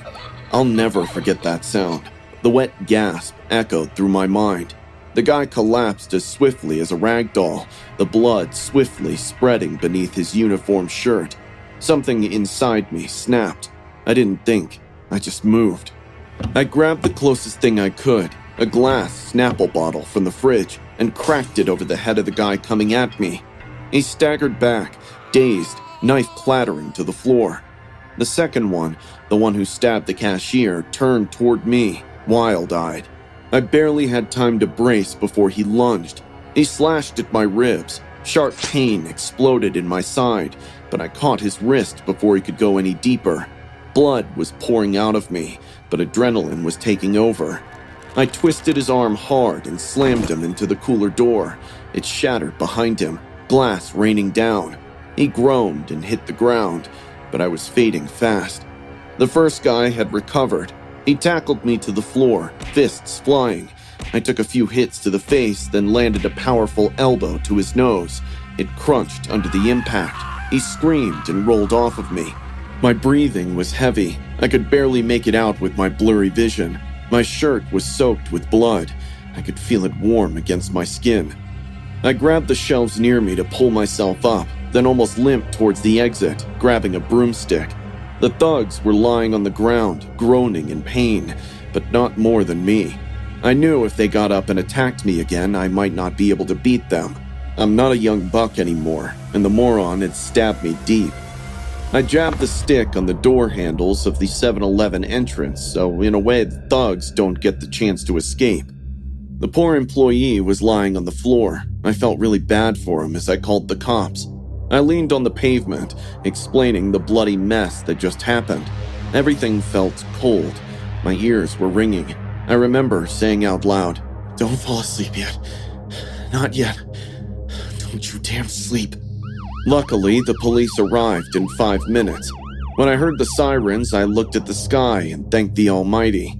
Red and blue lights flooded the store. Cops stormed in, weapons drawn. One of them shouted, "Drop the weapon!"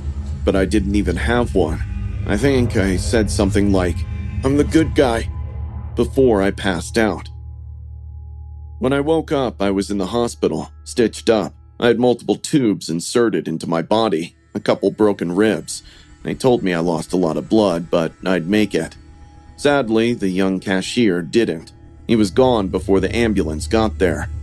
They told me the 2 boys, both 17, had been on a robbery spree across the city. One clerk they attacked before ended up in a coma. Another woman got her throat slit at a gas station but survived by a miracle. The cops said if I hadn't stepped in, they would have gotten away again, maybe even killed more people. They called me a hero. I didn't feel like one, though. The image of that poor kid gasping on the floor, eyes wide with shock, that haunted me. Still does. You spent years training for combat, learning to stay alert and alive, and then life throws you into a war zone when you're just trying to buy a damn cigarette. I get nightmares sometimes. These nightmares do not originate from the battlefield. from that store. The buzzing light, the gurgle the cashier made when he drowned into the lap of death, the sound of that knife going in. I still drive rigs, still stop for gas and smokes, but I don't walk into convenience stores the same way anymore. I keep my eyes sharp, my hands are loose, my back to the wall, and if I hear the door chime at night, I look first. You should too. For 3 nights straight, at exactly 3:12 a.m., my front door rattled from a violent kick. Each time, I would rush over to see my neighbor's mischievous son sprinting away while laughing. The first night, I brushed it off. The second, I knew it was deliberate. By the third, I was furious. When I confronted his dad, Mr. Checkercart, he only smirked and said, "Boys will be boys." By day 4, I'd had enough. I set up camp by the door. With coffee in one hand and my phone open to my doorbell camera in the other, I waited to teach that son of a gun a lesson. Right on schedule, 3:12, I saw the boy creeping up my path with the confidence of someone who thinks consequences are a myth. The second his leg cocked back for the kick, I swung the door open. He obviously didn't expect to get caught red-handed. He stumbled backward and accidentally missed the top step of my porch. He tumbled like a sack of potatoes all the way down. I heard a crack, followed by his painful scream. "Ah, I'm dying! I'm dying!" I stood there, stunned, not sure whether to call an ambulance or laugh. Inside, I was pleased that the little brat got instant karma, but before I could help him up, his dad stormed up my driveway. He scooped the boy up and started screaming at me. "You pushed my kid? I'll get you arrested, you mean, cruel..." I have everything recorded on the camera. I'm not afraid to show it to the cops. That's who's at fault here. I pointed to the doorbell camera. Before we could continue this feud, a cop car patrolling the street approached my yard. They listened to my story, watched the footage, and told Mr. Checkercart exactly what I'd been dying to hear. "Sir, your son was repeatedly trespassing and harassing her. Frankly, he had it coming." His face went red, not from embarrassment. Oh no, it was the face of someone silently promising revenge. I watched Checkercart haul the kid into his truck and speed off to the hospital. In that moment, I sighed in relief, thinking this has finally ended, but I was wrong. That night, I was in bed, trying to convince myself that I could finally sleep without worrying about my door. I don't recall the exact time, but it was past midnight when I woke to a faint creak downstairs. At first, I told myself it was the house settling, but soon I heard another one, then another. The sound was getting closer, like the floorboards screeching under heavy shoes. Is someone inside my house? My stomach sank. I reached for my phone, opened the doorbell cam feed, and found it covered with something. He'd covered it. I knew he'd be back for revenge. I grabbed the big metal flashlight and crept to the top of the stairs. Mr. Checkercart was on my stairs. He was climbing it on all fours like a dog. "You covered your ears, didn't you? Thought you could ignore me, but I'm inside now." Checkercart chuckled in a spine-chilling way, like he was deriving some sick pleasure from sensing my fear. His eyes were glowing in the dark, and he was drooling. I bolted back into my bedroom and locked the door, just as footsteps pounded up the stairs. I called 911, my hands shaking so hard I almost dropped the phone. He started banging on it like a rabid madman. My bedroom door rattled with every hit. The cops are on their way. Leave right now or I'll... "I don't care who's coming to save you, 'cause they won't be here in time." I was shaking, thinking about what he would do to me if he got in. The cheap frame was starting to splinter. The dispatcher told me to stay on the line, but I knew it'd be minutes before help arrived, and by the sound of the wood cracking, I had less than one. The flashlight wasn't enough. I scanned the room and saw my bolt cutters. I'd been doing some DIY work earlier that day and left them leaning against my desk. I grabbed them like my life depended on it. Within the next few seconds, the door gave out with a crash, and there he was, red-faced, eyes wild, holding a hammer. He charged, swinging wildly. I dodged one blow, but the second clipped my shoulder. Pain shot down my arm. Adrenaline took over. I swung the bolt cutters, catching him right in the temple. The sound was sickening, a dull thunk, and he dropped like a puppet whose strings had been cut. I stood there, gasping, the bolt cutters trembling in my hands. Blood was trickling from a gash on my arm. My shoulder was throbbing, and my living room was ransacked. When the officers arrived, they found me standing over him, panting, still holding the cutters. Mr. Checkercart was driven to the hospital, ironically the same one where his son was recovering from a hairline fracture. I couldn't resist asking one of the officers if they could be put in the same room. It'd save the nurse a trip. I said. He actually laughed. Our local newspaper printed the incident as self-defense against a home invasion. I call it karma clocked in for a double shift. Now, my door's reinforced with a metal security gate. My cameras have backups, and I keep those bolt cutters right by my bed. I also may or may not have started a rumor in the neighborhood that the kid's dad got beaten by the crazy cat lady next door. I don't own a cat, but I like the way it sounds. Sometimes, late at night, I think about the look he gave me that afternoon, the one that promised he'd come back, and then I remembered the way his head bounced off my floor. I sleep just fine now, but a few tips for those watching. If you ever have a neighbor's kid kicking your door for days, here's my advice. 1. Record everything. 2. Never underestimate how far bad parenting will go. And 3. For the love of God, keep something heavy within reach. I work a desk job at a finance firm, and every day at 12:30 p.m. I take my lunch break. I just go for a walk, enjoy the fresh air, and order something from the Starbucks across the street. This practice has become a routine that makes me feel good. Mostly, I take lots of almond milk in my big vanilla cold drink with a spinach, feta, and egg white wrap. Yes, I like to stay healthy because I hardly get the time to hit the gym. Anyways, this routine was continuing smoothly until last Wednesday.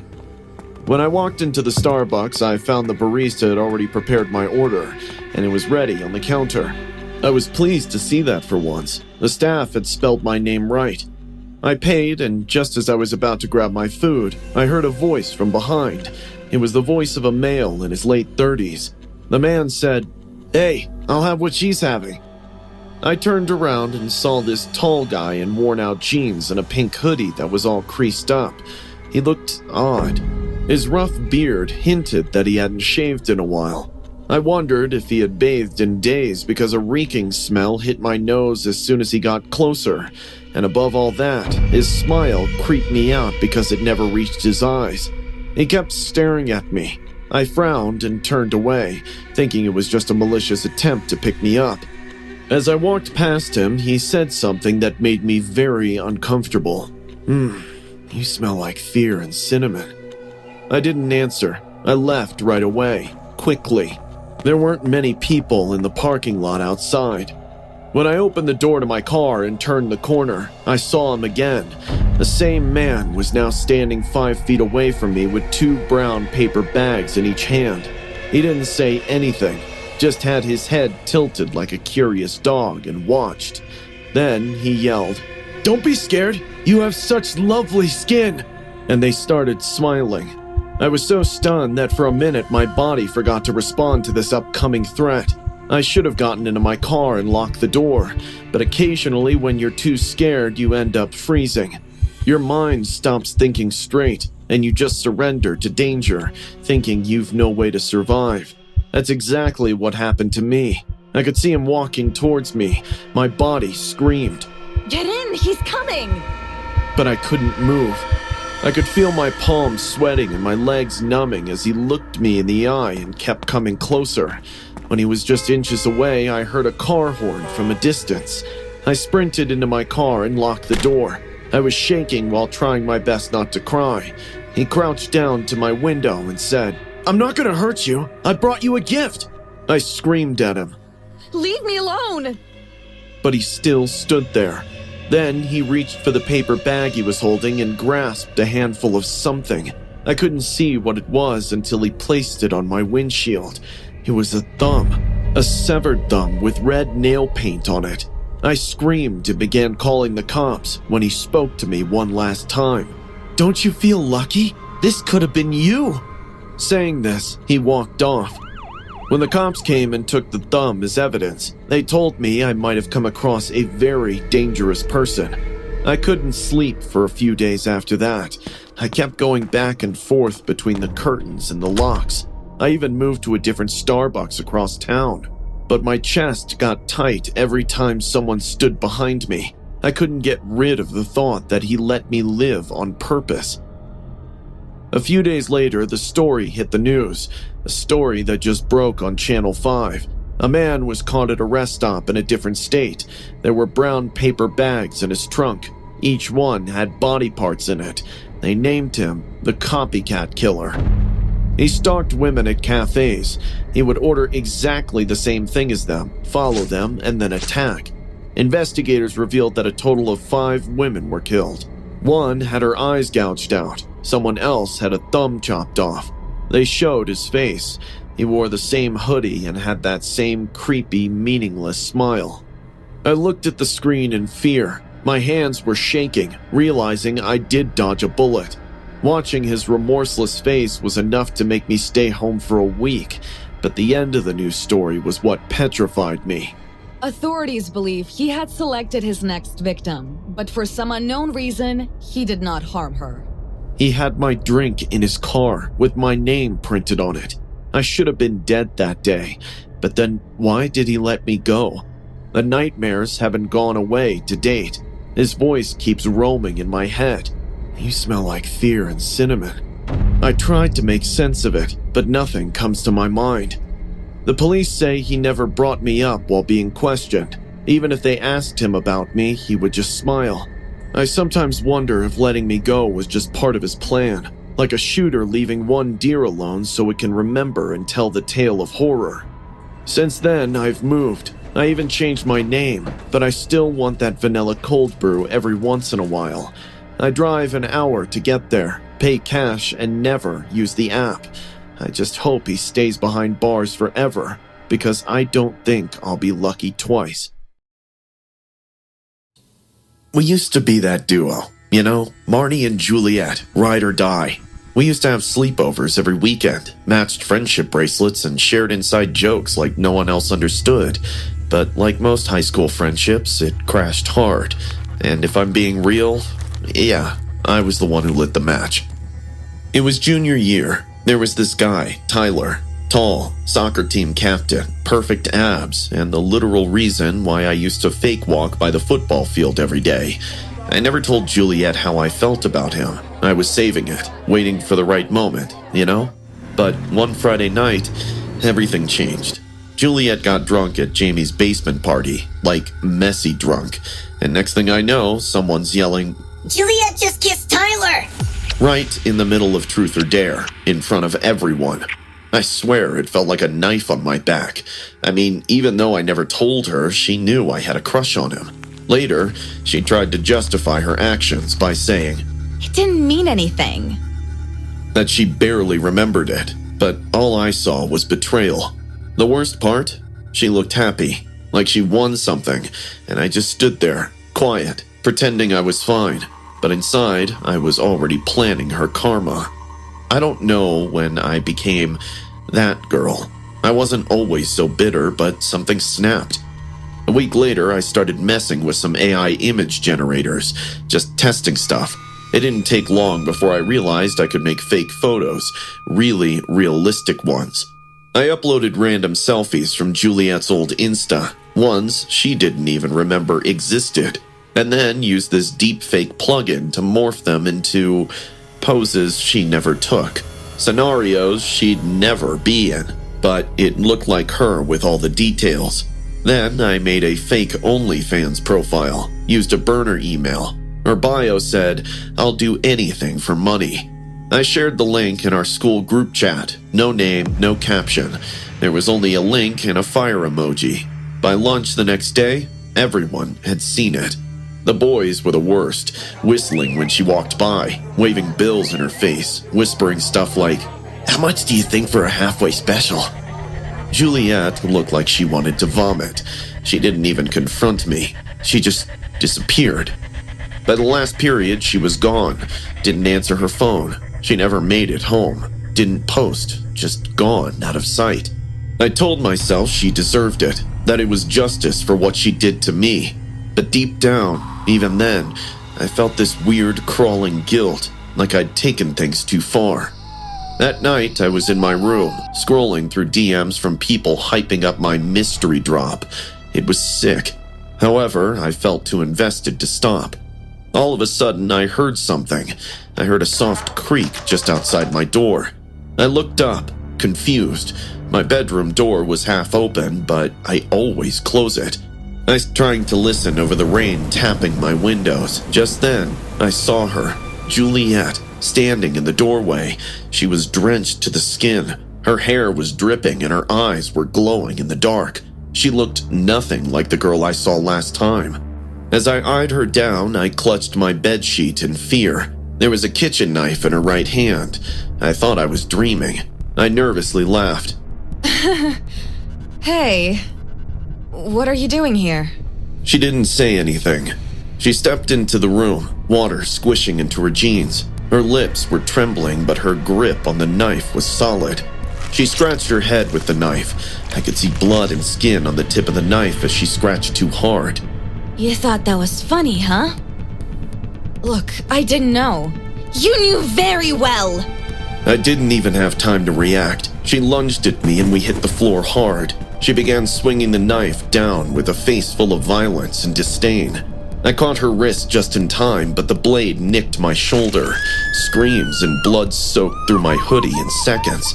She was crying, like ugly crying, but still fighting like she wanted me dead. We rolled over, hit the dresser, and knocked over my lamp. I screamed louder than I ever have in my life. She grabbed my right hand. I saw her raise the knife and aim straight at my finger. I begged for her mercy because I could see my death in her wide, horrifying eyes. Please, Jules, stop! She didn't. I felt the blade slice my knuckles. A crackling sound of my bones breaking was followed by excruciating pain that turned me numb on the spot. In my blurry vision, I saw her holding my index finger and showing it to me like a trophy. Her hysteric laughter echoed in my room.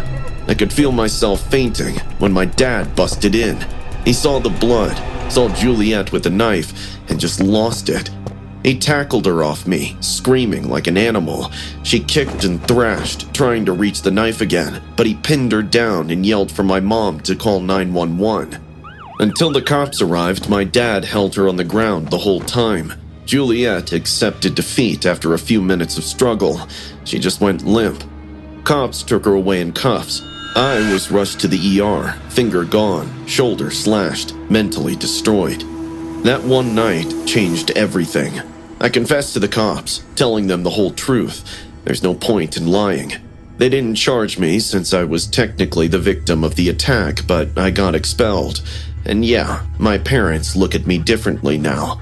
It's been 5 months. I still wake up at night hearing that creak, feeling the knife on my skin, seeing her face. So this happened about 2 weeks ago, and I still get chills thinking about it. I swear I'm never stopping at a 7-Eleven that late again. It was around midnight, possibly a little later. I was on my way home from a boring party that my friend had forced me to attend. I hadn't eaten all day and was seriously craving snacks. Hot Cheetos, gummy worms, the whole shebang. So I pulled into this random 7-Eleven that was open along my route. The area was dead quiet, with barely working streetlights. I pulled over, got out, and walked in. The first thing I noticed was how quiet the store was. No music, no cashier, just the soft humming from the fridges. A handwritten sign rested on the counter. It read, "Gone for a smoke, be back soon." I felt a little relieved, figuring the guy had just stepped out for a minute. I started walking toward the candy aisle when I saw this kid standing near the freezer. He was maybe 9 or 10, skinny, pale. He was wearing an oversized hoodie and black jeans. The boy was just standing there, unmoving, staring at the ice cream freezer like he was in a trance. I kind of smiled at him, thinking, poor dude, must be waiting for his dad or something. Suddenly, he noticed me and smiled back. But I don't know. Something about it made me uncomfortable. His smile didn't reach his eyes. And those eyes?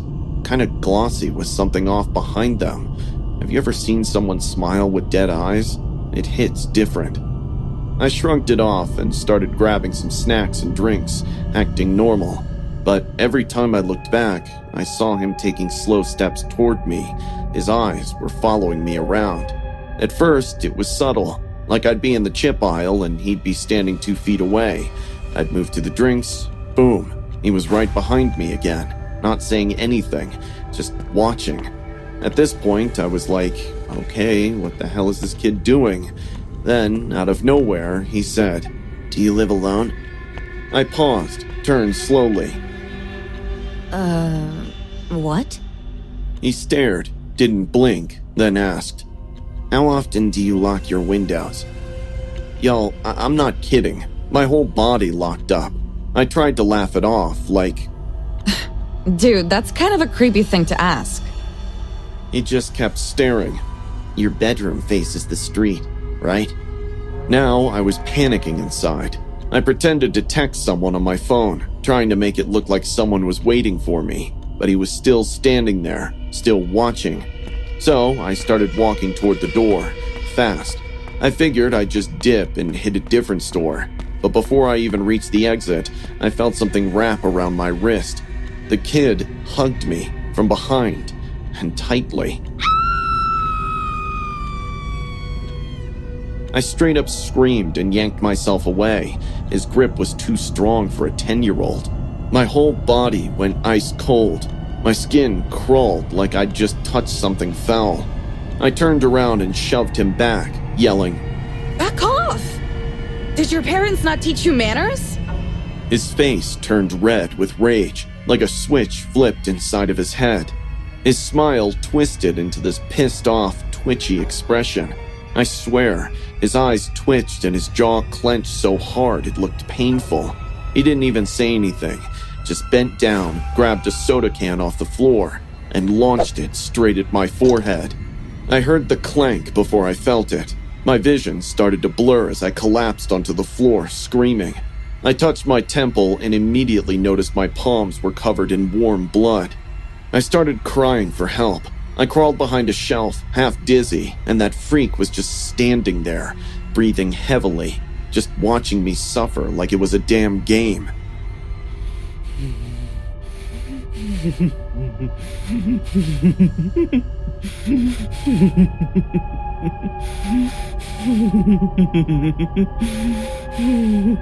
Right then, the front door swung open and the cashier bolted in. He was a guy in his 40s who looked winded and terrified. He must have heard me screaming. He froze when he saw the kid. The boy didn't wait another second. He ran off into the dark highway. The cashier helped me get up and I kept crying. I don't know what's wrong with that kid. He just behaved so badly and then threw this. But the cashier cut me off with a shocked face and said, "That's not a kid. He's a dwarf. He's been lurking here for hours." My heart dropped. That explained why he had so much strength. It took everything I had to free myself from his grasp when he hugged me. The cashier was a good guy. He gave me a wet cloth to press against my bleeding head while he called the cops and paramedics. When the cops came, I was dizzy from blood loss. They sent me to the hospital and questioned the cashier for every bit of detail they could get about that terrifying man. It took 3 stitches to stop the bleeding. I stayed at the hospital for a week. The cops visited me there for follow-up questions. On the 4th day, when I was feeling a little better, the cashier came to see me. He apologized for what had happened and said he felt responsible for leaving the store unattended. I told him none of it was his fault. 2 weeks have gone by, and that man still hasn't been caught. I keep my windows locked at all times now. I even installed a doorbell camera just in case. Sometimes, when it's raining out at night with thunderstorms and lightning, I get nightmares. I see myself lying in bed, and the man is standing over me, sucking blood from my wound. I've always loved the idea of unplugging. Nature, trees, no cell service, just peace and quiet. My boyfriend Jake and I had been planning our camping trip for weeks. We're both in our mid-20s, a little too glued to our phones, so we figured 2 nights deep in the woods would be a beneficial detox. The trail we took was about 6 miles into the forest. It was a known camping spot, but far enough out that we wouldn't run into anybody else. That's what we wanted. No people, no noise, just us. We got there around noon, set up our tent, and built a fire pit. Everything felt normal, even enjoyable for a while.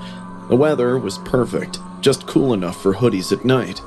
Even though we agreed to stay off screen, I couldn't help myself. The view was spectacular, with fireflies buzzing around us. I had to take some photos from memory. I went straight to Snapchat and started capturing the trees, my boots in the leaves, and Jake holding up the tent poles. I posted 12 snaps in just a few hours. At one point, I even did a silly selfie with Jake where we had matching marshmallow smiles. People might label it as stupid couple stuff, but I was enjoying the moments. That night, we made hot dogs over the fire and watched the sky turn dark. It was a bit surprising how quickly the woods drowned into quiet. We laughed, drank some cheap wine out of metal cups, and told stories like we were kids again. I remember thinking how happy I was.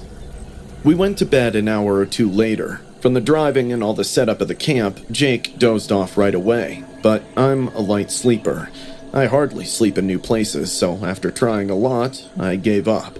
I grabbed my phone and began scrolling through my Snapchat stories to rewatch the day's memories, and suddenly, everything changed. As I eyed the snaps closely, I could see someone standing in the background of every photo. He was barely noticeable at first glance. I zoomed in, way behind me, among the trees, and spotted him looking at the camera with an expressionless face. Drops of sweat trickled down my forehead. In the second snap, he was closer, behind a tree maybe 50 feet away. His face was pale with wide, vacant eyes, and his jaw was stretched and hollow. Jake! I whispered, shaking him. He groaned, half asleep. What? I showed him the snaps. He ignored it at first, but then his face dropped. What the? We jumped out of the tent with our flashlights and scanned the woods. We found no one, just black trees and the sound of our breathing. Maybe it's just some hiker messing with us? Jake offered, though his voice didn't sound convinced. We stayed by the fire a while longer, uneasy but trying to brush it off. Eventually, we went back inside the tent. I left my phone beside me, flashlight within reach, but neither of us slept well. At around 3 a.m., we heard a soft rustling from a close distance, like someone brushing against the undergrowth. We unzipped the tent and stepped out slowly. Jake flashed the light on a nearby tree, and I screamed. Hanging from the branch of a nearby tree was a gutted rabbit. Its insides spilled out, dangling with the wind like someone had just put it there. Jesus Christ, who would do this? I'm getting a really bad vibe about this place. Just when I turned to go back to the tent, I heard a thud followed by a sizzling sound. The air was immediately filled with the smell of burning flesh. Before I could react to it, another dead animal was thrown at us. I couldn't dodge it in the dark and it fell on my chest. It was a gutted fox this time, with smoke curled off its bubbling skin. I started crying. There were running footsteps coming from the woods. The animal's blood and skin were all over my clothing. I even tasted some of its fur in my mouth, which made me vomit right on the spot. Jake grabbed a knife and a flashlight. That's it. We're leaving. I changed into a fresh shirt and was all set to leave when Jake said, "Listen, I know you're scared, and so am I, but hiking 6 miles in pitch darkness with just one powerful flashlight doesn't feel safe either." You're right.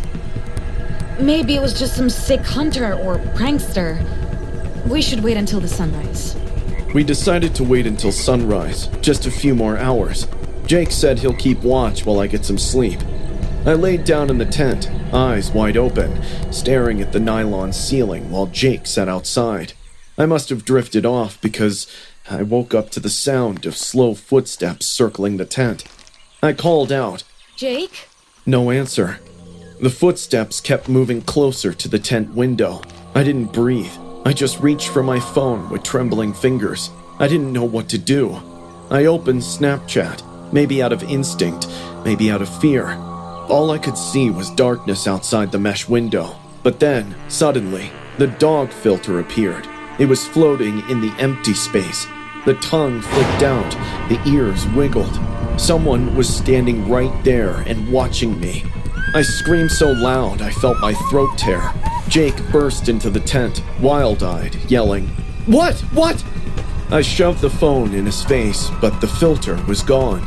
After that, we just ran, left everything behind. The tent, the gear, the food, hell, even my shoes.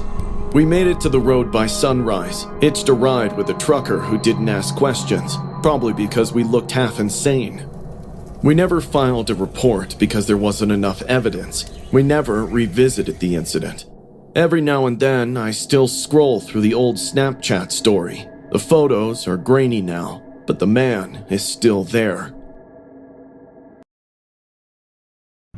I drive for Uber Eats to help pay the bills. Most deliveries are boring. Drive, drop off, smile. But what happened on a Thursday night downtown changed me forever. It started like any other delivery, a double cheeseburger meal to an apartment in a rundown building on the edge of the city. It was the kind of place that had damp walls and peeling wallpaper. As I walked up the narrow stairwell, the hairs on the back of my neck stood up. Something about the quiet was wrong. Still, I knocked on the door. The guy who opened it barely cracked it an inch. I only saw part of his face. Thin, pale skin stretched tight over sharp cheekbones with acne all over. He had no eyebrows, a bulbous bald head, and gloomy eyes that looked like he was suffering from some disease. "Here's your order, sir." He snatched the bag from my hand and looked inside to check something. Then he looked up at me with an expressionless face and hissed, "You forgot the sauce!" I checked the receipt. No mention of extra sauce. "Sorry, I can check my car really quick. Maybe it fell out." He didn't respond and slammed the door in my face. I turned and headed down the hallway. That's when I felt a jab in my lower back, and everything went black. I woke up in a bathtub. The cold porcelain brushed against my skin as I tried to move. My ankles were zip-tied, wrists bound in front. The room stank of mildew and metal. My face felt sticky, like something had been applied to it. When I looked in the mirror above the tub, I almost screamed. Someone had smeared sauce across my face like war paint. It was a mix of ketchup, mustard, and something else. I started panicking because everything about my situation screamed death. "Hello? Anyone here? What's happening?" My screams were interrupted by a distant humming. It was off-key and tuneless. All of a sudden, the bathroom door creaked open and the man stood there, holding a large kitchen knife in one hand and a rusted meat cleaver in the other.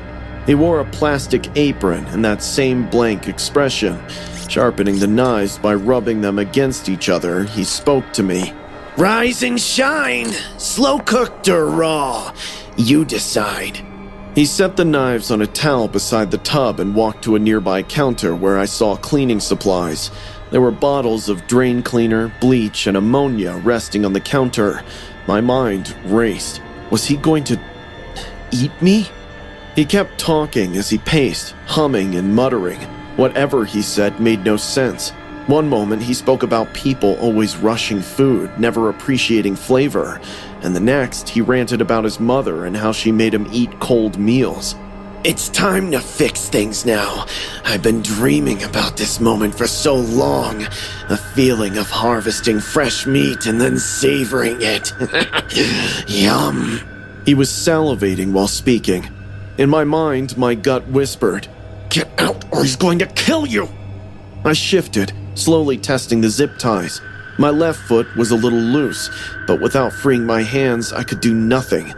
Suddenly, my eyes spotted the acid drain cleaner, thick red lettering, heavy duty. If I could just get to it. He leaned over to look at my face. "You got nice skin. Your skin would crisp up really well in the oven."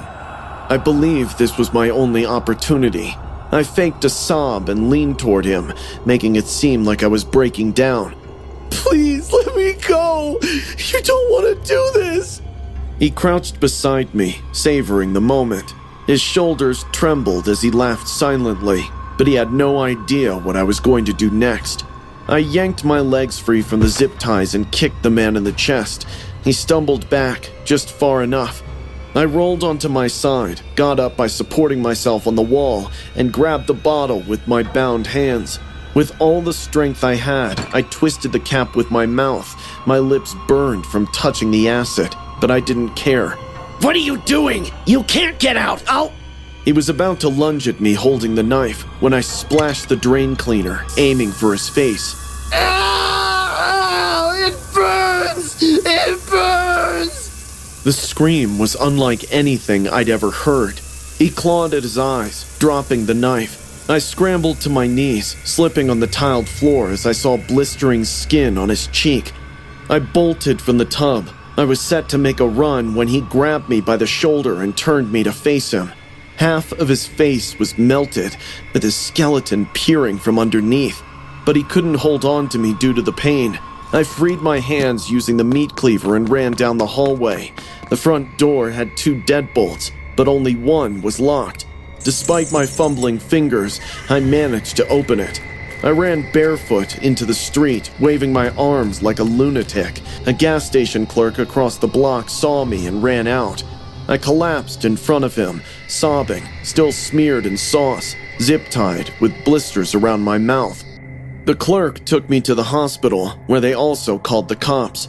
I told them every single detail I could remember about the man. The police found him hours later, half-conscious, face ruined, still muttering about seasoning. His apartment had a fridge filled with meat, and it wasn't just from animals. I quit Uber Eats after that. I can't even walk into a fast food joint without breaking into a sweat. Every so often, when I close my eyes, I still hear his voice. I often get nightmares where I see him next to my bed, wearing the plastic apron splattered in blood, holding 2 knives and sharpening them by rubbing them together.